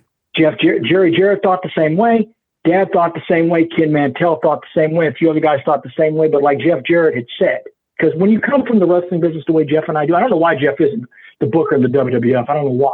I don't know why they want to do the administrative. Let him do the in-ring stuff. He would know what he's doing. But what I'm saying is, when you're someone like Jeff, you see it. And what Jeff said was the exact truth. The issue was already over. It was already decided. If you weren't the WWF or if you weren't WCW with USA Network and with TBS, the issue had been decided. Hulk Hogan, Ric Flair, those two companies, it was over with. It was already over in Dallas for 5 years before. So you were pushing a boulder up a hill. And most guys weren't working that much. And then what you would have to worry about if your tape was going to get bumped for an infomercial, and then you're trying to draw a family audience. So the first block of TV spots you see is, "Pick up the phone. There's a live woman waiting to talk to you." Now, you don't want that kind of thing. Right. You can't control the infomercials bumping you. You can't have the phone sex lines from buying time. I mean, the money it costs, the venues, and it was better for the overall wrestling business when there were smaller places like that for guys to learn from. But whatever we call you, we could have called that thing whatever you wanted to call it. It wasn't. I mean, we got a bit of a following, but it wasn't enough to be able to have it like you had before because the magic was pretty much gone. Yeah, yeah. So not really not. I mean, other than Jimmy Johnson building the Cowboys, I don't really have any fond memories of that time. Yeah. Okay. Understand, man. Understand. But now there was a few attempts to go back to WCW half-heartedly, but at the end, he just really didn't want to do it. Okay. Okay. Got that. You mentioned it a little bit earlier, but what are some memories of your dad and Chris Adams trying to get other? Oh, those are all good. Those are all really, really good memories because Chris was a very charming, very nice guy. He was not out of control back then. I was around him a lot towards the end of his life because my little brother broke in. He was the only guy my little brother wrestled, and I saw him flame out pretty fast. There was the issue with him getting indicted. Then the way he died was. You kind of saw it coming, but as far as early Chris, very nice guy, but was always in some kind of trouble. You know, there's some guys that really have an edge to him. He truly had, there was an edge to him. Nice guy, but he had an edge, a true edge. He was the type of guy that, if you ever see a guy who takes up 2 parking spots, or he parks the car sideways, or he just parks up on a curb, and then it appalls when he gets a ticket. Yep.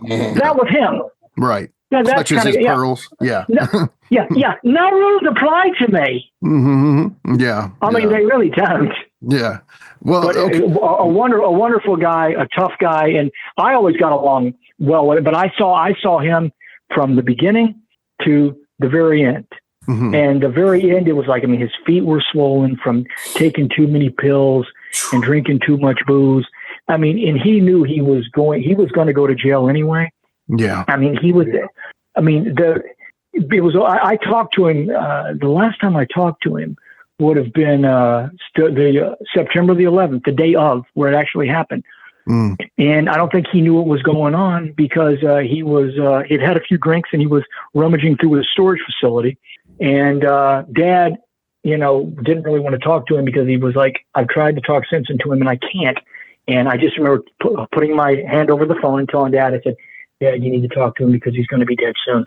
Man. And the morning we invaded Afghanistan, that's the morning we had been working a show for Tim Brooks in Waxahachie, ironically enough. And a few miles down the street, that's where his best friend, who was acting in self-defense of himself, shot and killed Chris. Gotcha. And we got a phone call at like 5 a.m. Saying Chris had been shot and he had been killed. Yeah. And he had left his daughter with Kevin and Pam Von Erich for a couple of days one time, and he was very, very troubled at the end. Man. And it really, I think, as a Christian, I understand that things can get hard, and I can kind of see from a skeptical point of view where you would get to the point where, I don't really care anymore. Yeah. So the guy that shot him, Bure, I think that he was in self-defense, but I think Chris wanted to go. But he was and then with the beating up the airline, headbutting the airline pilot, and then Tim Brooks saying, they're going to be here to arrest you as soon as we land. Mm-hmm. And then Chris says, mate, do you really think they're going to arrest me? Mm-hmm. Yeah. And as soon as that plane landed, 10 sets of hands grabbed him. Yeah. Mm-hmm. But when he was in jail, Dad was actually send him like some cash and some cards, thinking of you. And Dad put, we're all thinking of you and are very concerned, particularly the guy you punched in the eye.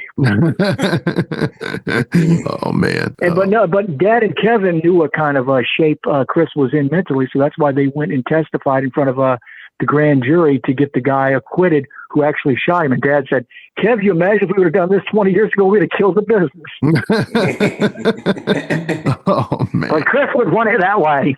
Yeah. No, but he was, you can't create guys like that. Right. He just was. He wasn't a dick. He was just British. Right. Dad one time said, to hell with the Queen. He goes, to hell with it. You can't even approach her. I loved him. Yeah. But he was crazy. So Gary officially retired in 1999, but made a surprise. To be honest, that's, to me, the real Gary Hart. The last time anyone ever saw him was in the Omni.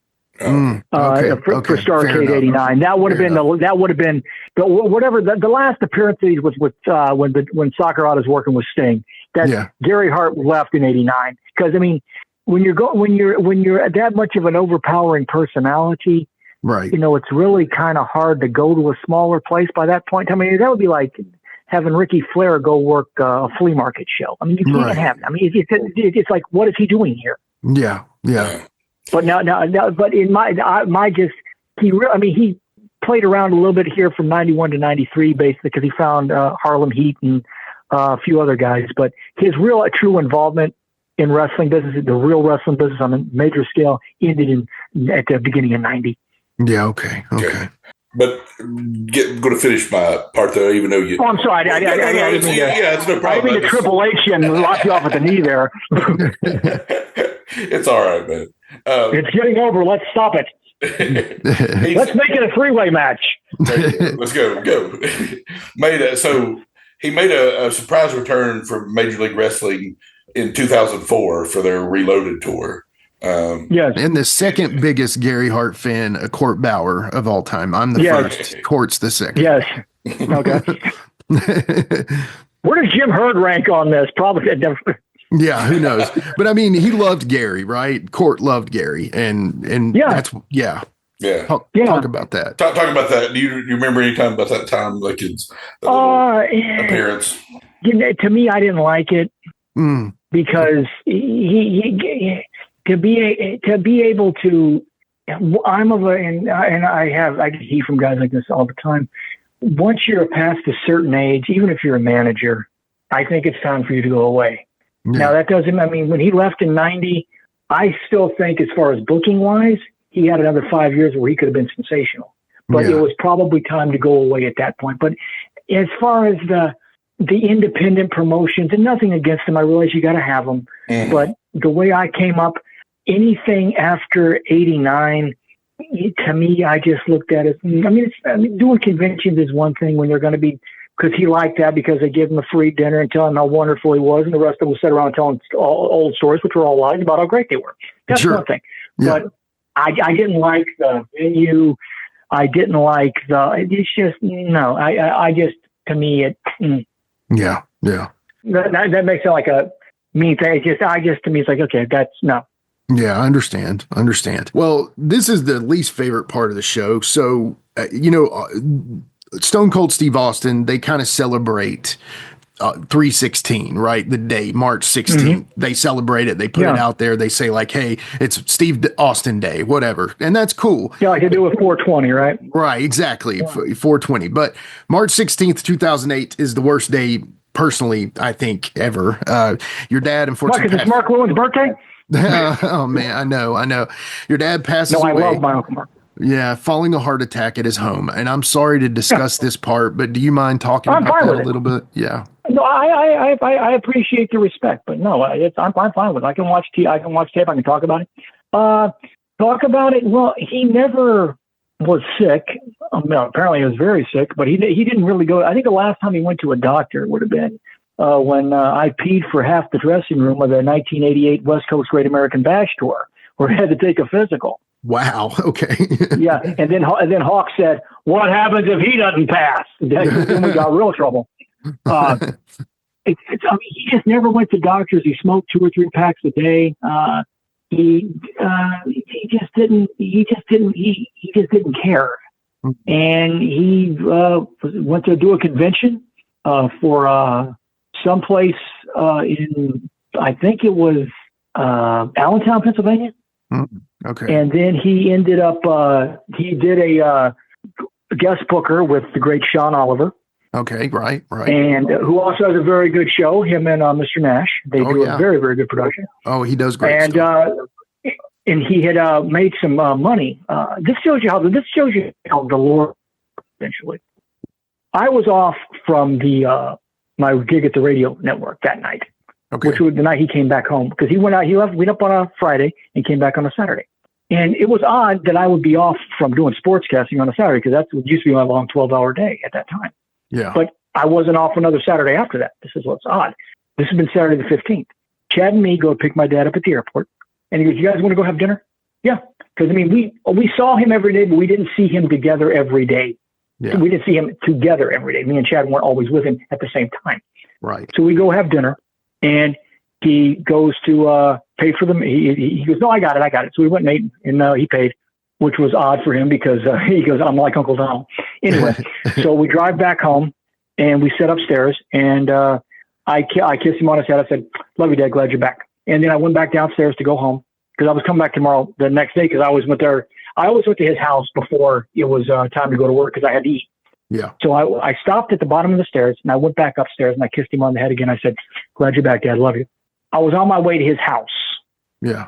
I got to his house, and he was in the throes of a heart attack. Oh, my God. And then I called the paramedics, and I don't know how I got him out of the chair. Yeah. At all. Right. I mean, I've started lifting again since, but I was only like 110 when I did this. Yeah. So I pulled him out of the chair. I called the cops and the ambulance, and they came and got him. Mm. And then a police officer took me to the place and took me to the hospital. And I knew they were going to tell me that he was gone, but I had said, Jesus, please don't take him from me. But if you have to, I understand. And I was about to flip out, but I could kind of hear him in my head saying, Jason, this isn't going to help. Yeah. And this shows you the power of the Lord. I thought, because as your parents get older, you kind of think about, okay, what's it going to be like when mom or dad goes? Right. And every scenario I came up with, I thought I was going to start throwing up, go into hysterics, have to be in a straitjacket. None of that happened. I stayed completely calm. I mean, I broke down over and over again, but I stayed completely calm. Then when I'm in the waiting room, I know the doctor's going to tell me one of two things. One, he's gone, or two, he's on life support. And I was given strict orders. If I'm ever on life support, tell them pull the plug. Yeah. And as soon as I die, cremate me, because if you bury me, your mother will come to my gravesite to break my balls, and I won't be able to get away. All things he said. So anyway, the doctors tell me we lost him, and I go, okay. First thing I do is I go back to his house. I grab a few things, and my little brother grabs the picture of him and Muta. I don't know why he grabbed that one. And then we go back home. Now, keep this in mind. He had went and worked for Sean Oliver and did a convention the night before, right? Right. That night we're at his house, the night before he passes away, he goes, boys, this is $1,000. I'm putting this right here in this coffee canister so you can find it in case I die. Oh, man. Oh, man. I went, no. He goes, oh, I'm bullshit. I'm not going to die. Right. You know? Right. And then I could hear when Chad and I went back to get a few of his things, I heard him say in my head, don't forget the grand that's in the coffee till. Okay, put back and grabbed it. And then as soon as I got back home, I called Kevin Von Erich, and he was right there. Yeah. And Kevin had told me, and it's the only thing that explains it. He goes that Kevin went through everything he went through because God knew he was the one who was strong enough to be able to handle it. Right. So me being able to get through that was the Lord. That wasn't me. Jason at that time was an erratic fool who wouldn't have been able to hold this together. Right. So that's pretty much the long and short of that. Yeah. Okay. Gotcha. Yeah. Now that I've brought the house down and I'm like Shawn Michaels. I can bring him up. I can got right where I want him. Well, we're going to bring him right back up. Sheik, take it away. All right. So is there any hopes for a reprint of Gary's book? See, here's the thing. That was him and Philip, the author of the book. Mm-hmm. Great guy, wonderful guy. Is a true rural class historian. I think that he ought to go into classical literature. You know, maybe something in the realm of Dickens or something like that. He's that good. Yeah. I hope he's listening. I just wish he would stop wearing the monocle when he's writing things. It's odd.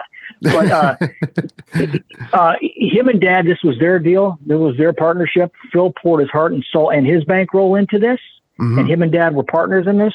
And other than reading the manuscript and making sure that a few of the dates were right, me and my brother really had nothing much to do with the actual production of the book. We were all in favor of the project and were blown away when we saw it.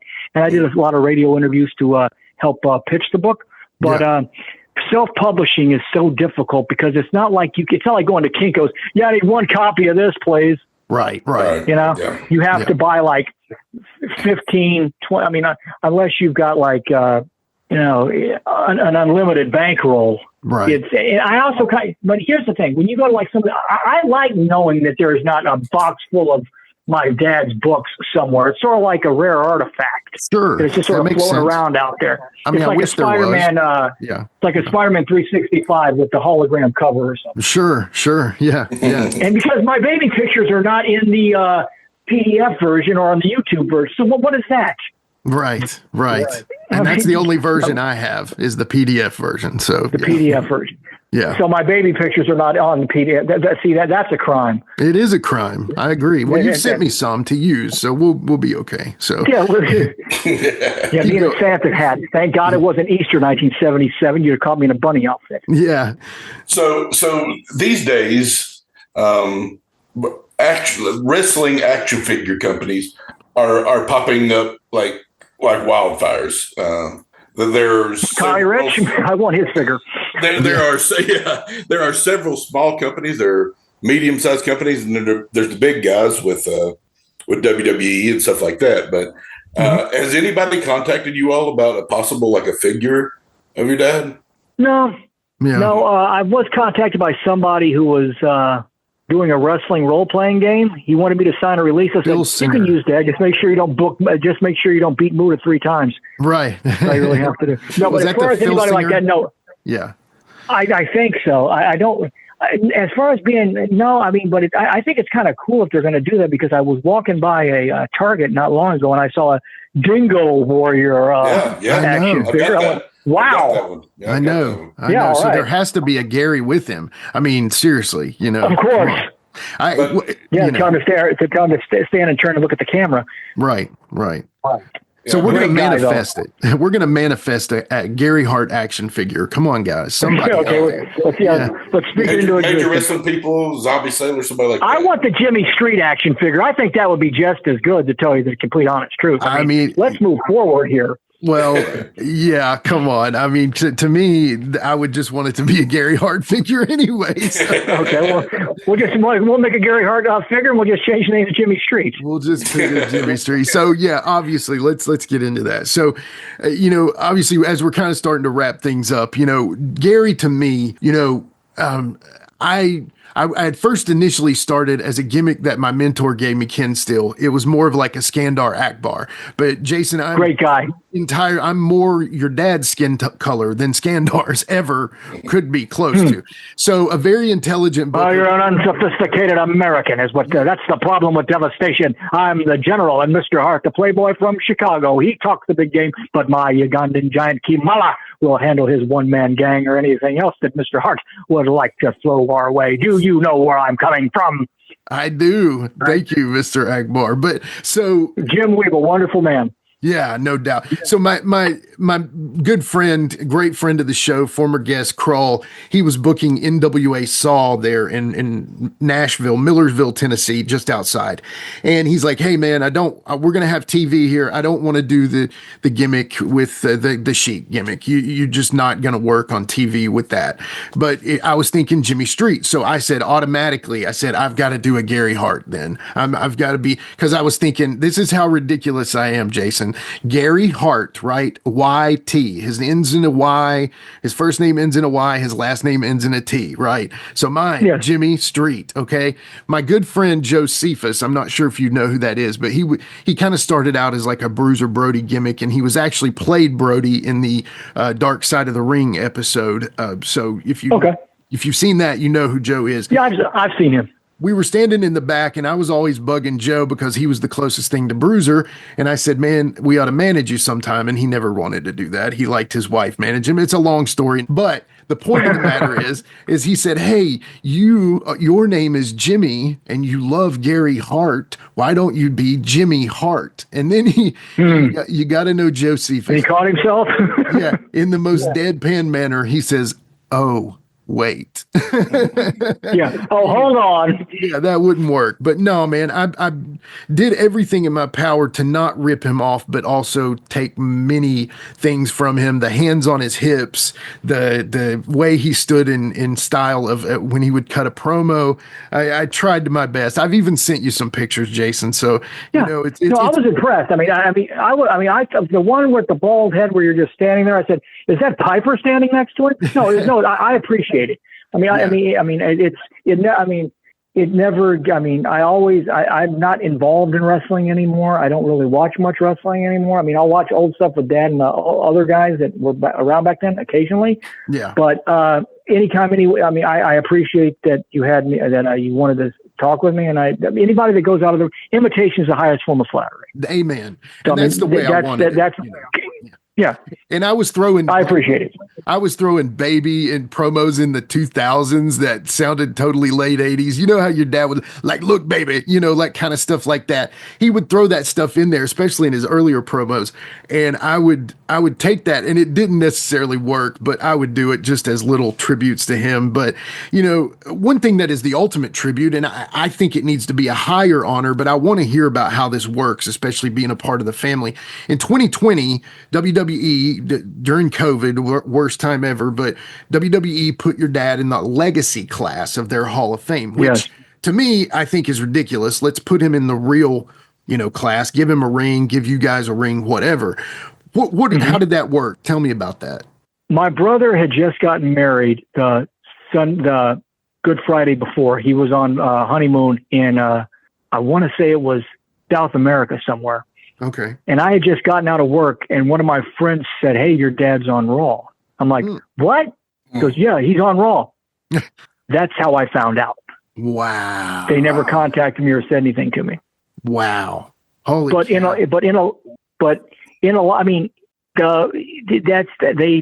ask me. They didn't say anything to me. And from what I heard, they didn't say anything to Barbara or Jeff Brody about putting Bruise in either. But that's just what they did.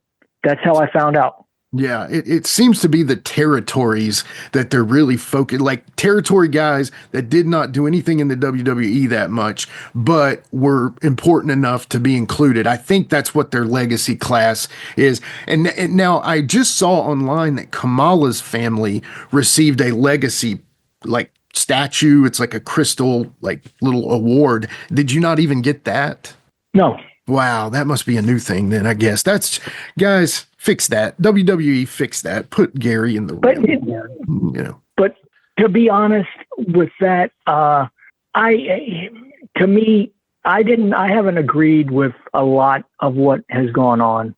Okay. As far as their business for a very, very, very long time. So, sounds just like Gary Hart's son. well, thank you.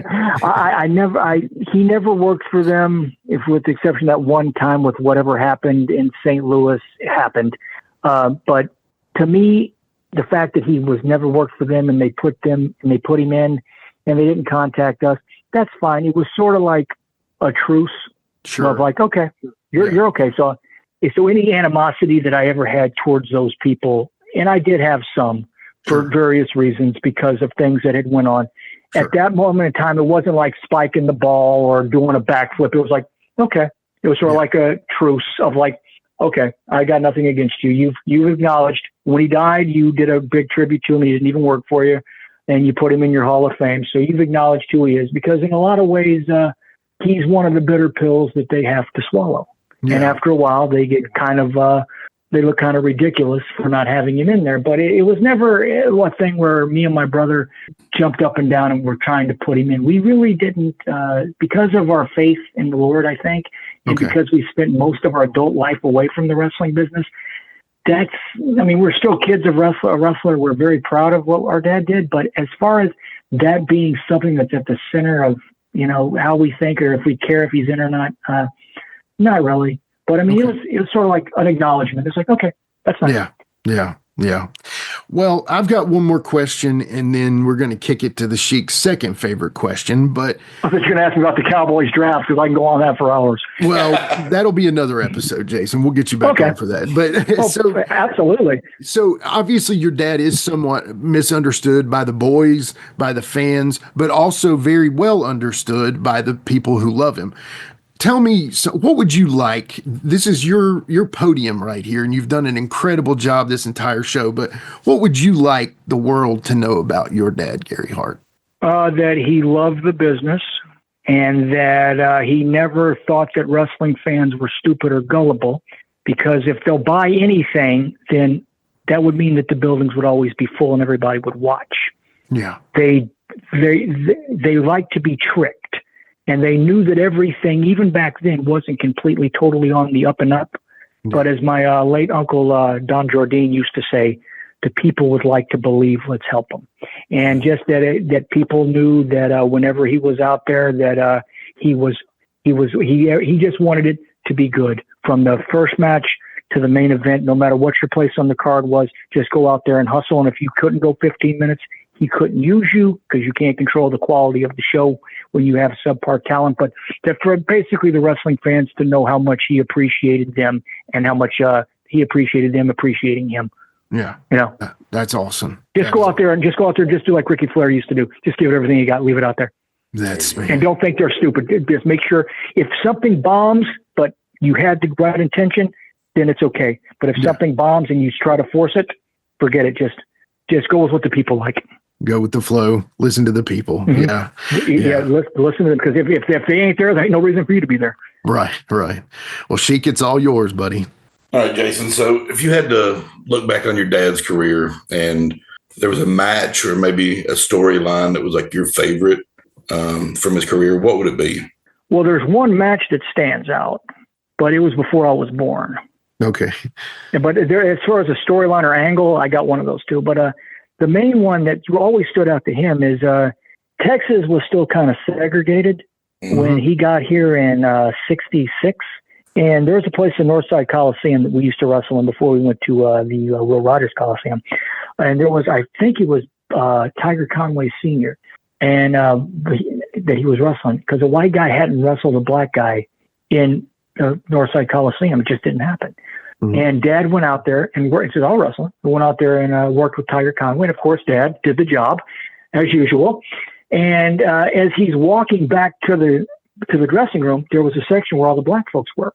And all the black folks stood up and gave Dad a standing ovation because he wrestled a black guy. Yeah. So that always stood out personally for him. So as far as a match, I'd have to probably say that. But as far as an angle, I think the thing with Chris and Kevin, I think that far supersedes anything that he ever did. Because if you're coming off of the Freebird thing, which is what he launched, and it's also coming after Kabuki, and this wasn't anything like gimmickry or green mist or paint or a team of guys. This was just two guys with the basic premise of both of them want to beat each other up really bad over something really, really simple. And he took a monumental babyface. To Chris's credit, think of how many babyfaces got over here that weren't named Bruiser Brody. There ain't many. Yeah. And to be able to take a good guy and turn him into a bad guy and get him over even stronger, I'd have to say, and considering it was following the Freebirds and everything that went on with that, following yourself is really hard to do. And I think that probably that's the reason why that one, to me, stands out. I think it was the best one. It was stripped down. Man, no doubt. I'm not arguing at all. That's awesome. Jason, thank you so much. First off, everybody who's ever listened to my podcasts, anything that I've ever done, I've always tried to do it to make sure that they understood how much I loved your dad and how much I thought of him as a performer and as a manager. He's on the tops for me for everything. But Jason, today you're on the tops, brother. Thank you. It's great to know you and great to meet you, man. Really. Likewise here. I appreciate anyone who still appreciates the old man. As Steve Austin said, hopefully he's ends up a guy who's on a piece of tape somewhere that people have some pretty good memories of. Hey, man. That's awesome. Yeah, man. Thank you so much, brother. Appreciate you, man. Thank you, brother. Have a good day. Take care. You too. All right. Well, that is all for today's podcast. We'll be right back with the Plastic Sheik to wrap things up on Give Me Back My Pro Wrestling.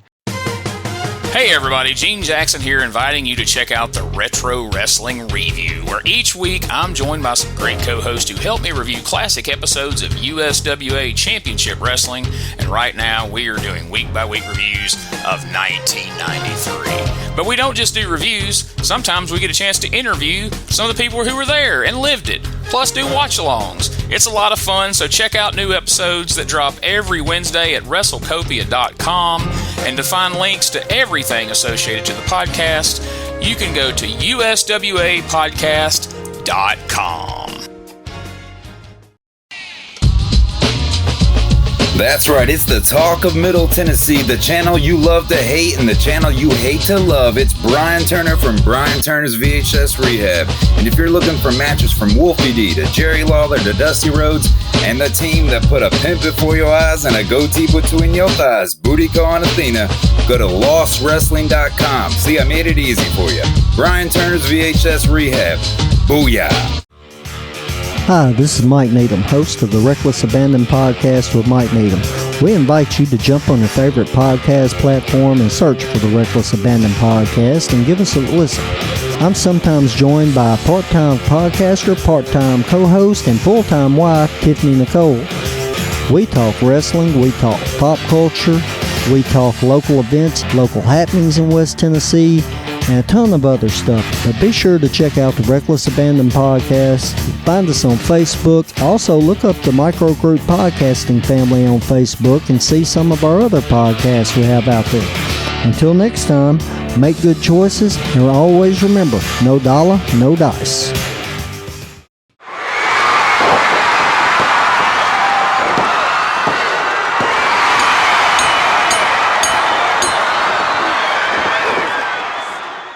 Oh, Sheik, wow. Like, I don't even know.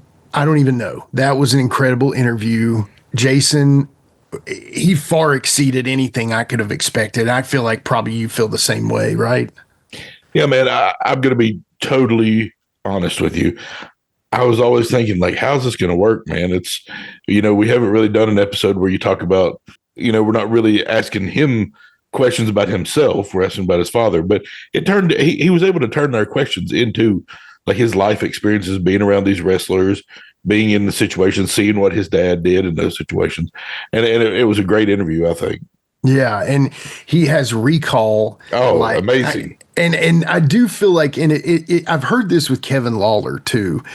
When I talk to Kevin, he does kind of almost morph into his dad sometimes. And he'll say like, things like we feel this way, that kind.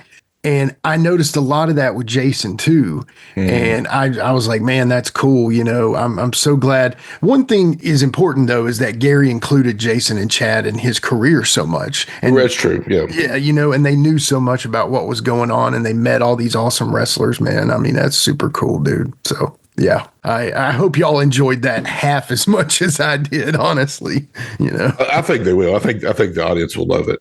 Yeah, I agree. If you're Gary Hart, if you're Territory Wrestling, if you're a old school wrestling fan, I think you'll have enjoyed it. So anyway, we thank you all again so much. Once again, if you want to follow us on Facebook, Instagram, X, and YouTube, we're at GMBMPW. And go like, subscribe, follow, share, just do anything to help it out. If you don't mind, we greatly appreciate it. The most important thing you can do though is listen, and you all are doing that. So thank you so much.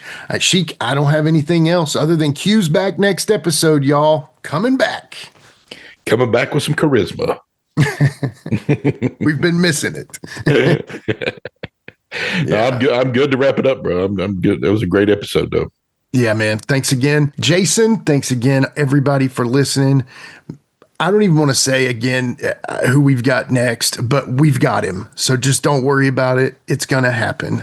Thank you all so much. We'll see y'all next time. So for the son of Gary Hart, Jason Williams, my brother, the Plastic Sheik, Jared Street, and myself, we are Give Me Back My Pro Wrestling. See y'all next time. Don't forget.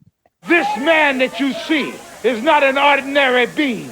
He has reigned terror in the wrestling business for more years than any man. There ain't a single human being that can say deep in their heart that they do not fear the baddest of the bad, the biggest of the big. He's here for a purpose. He's here for a reason. Everybody that has shunned me, that has made light of me, the monster will take care of everything. The real boogeyman has arrived. With a tear in my eye, this is the greatest moment in my life.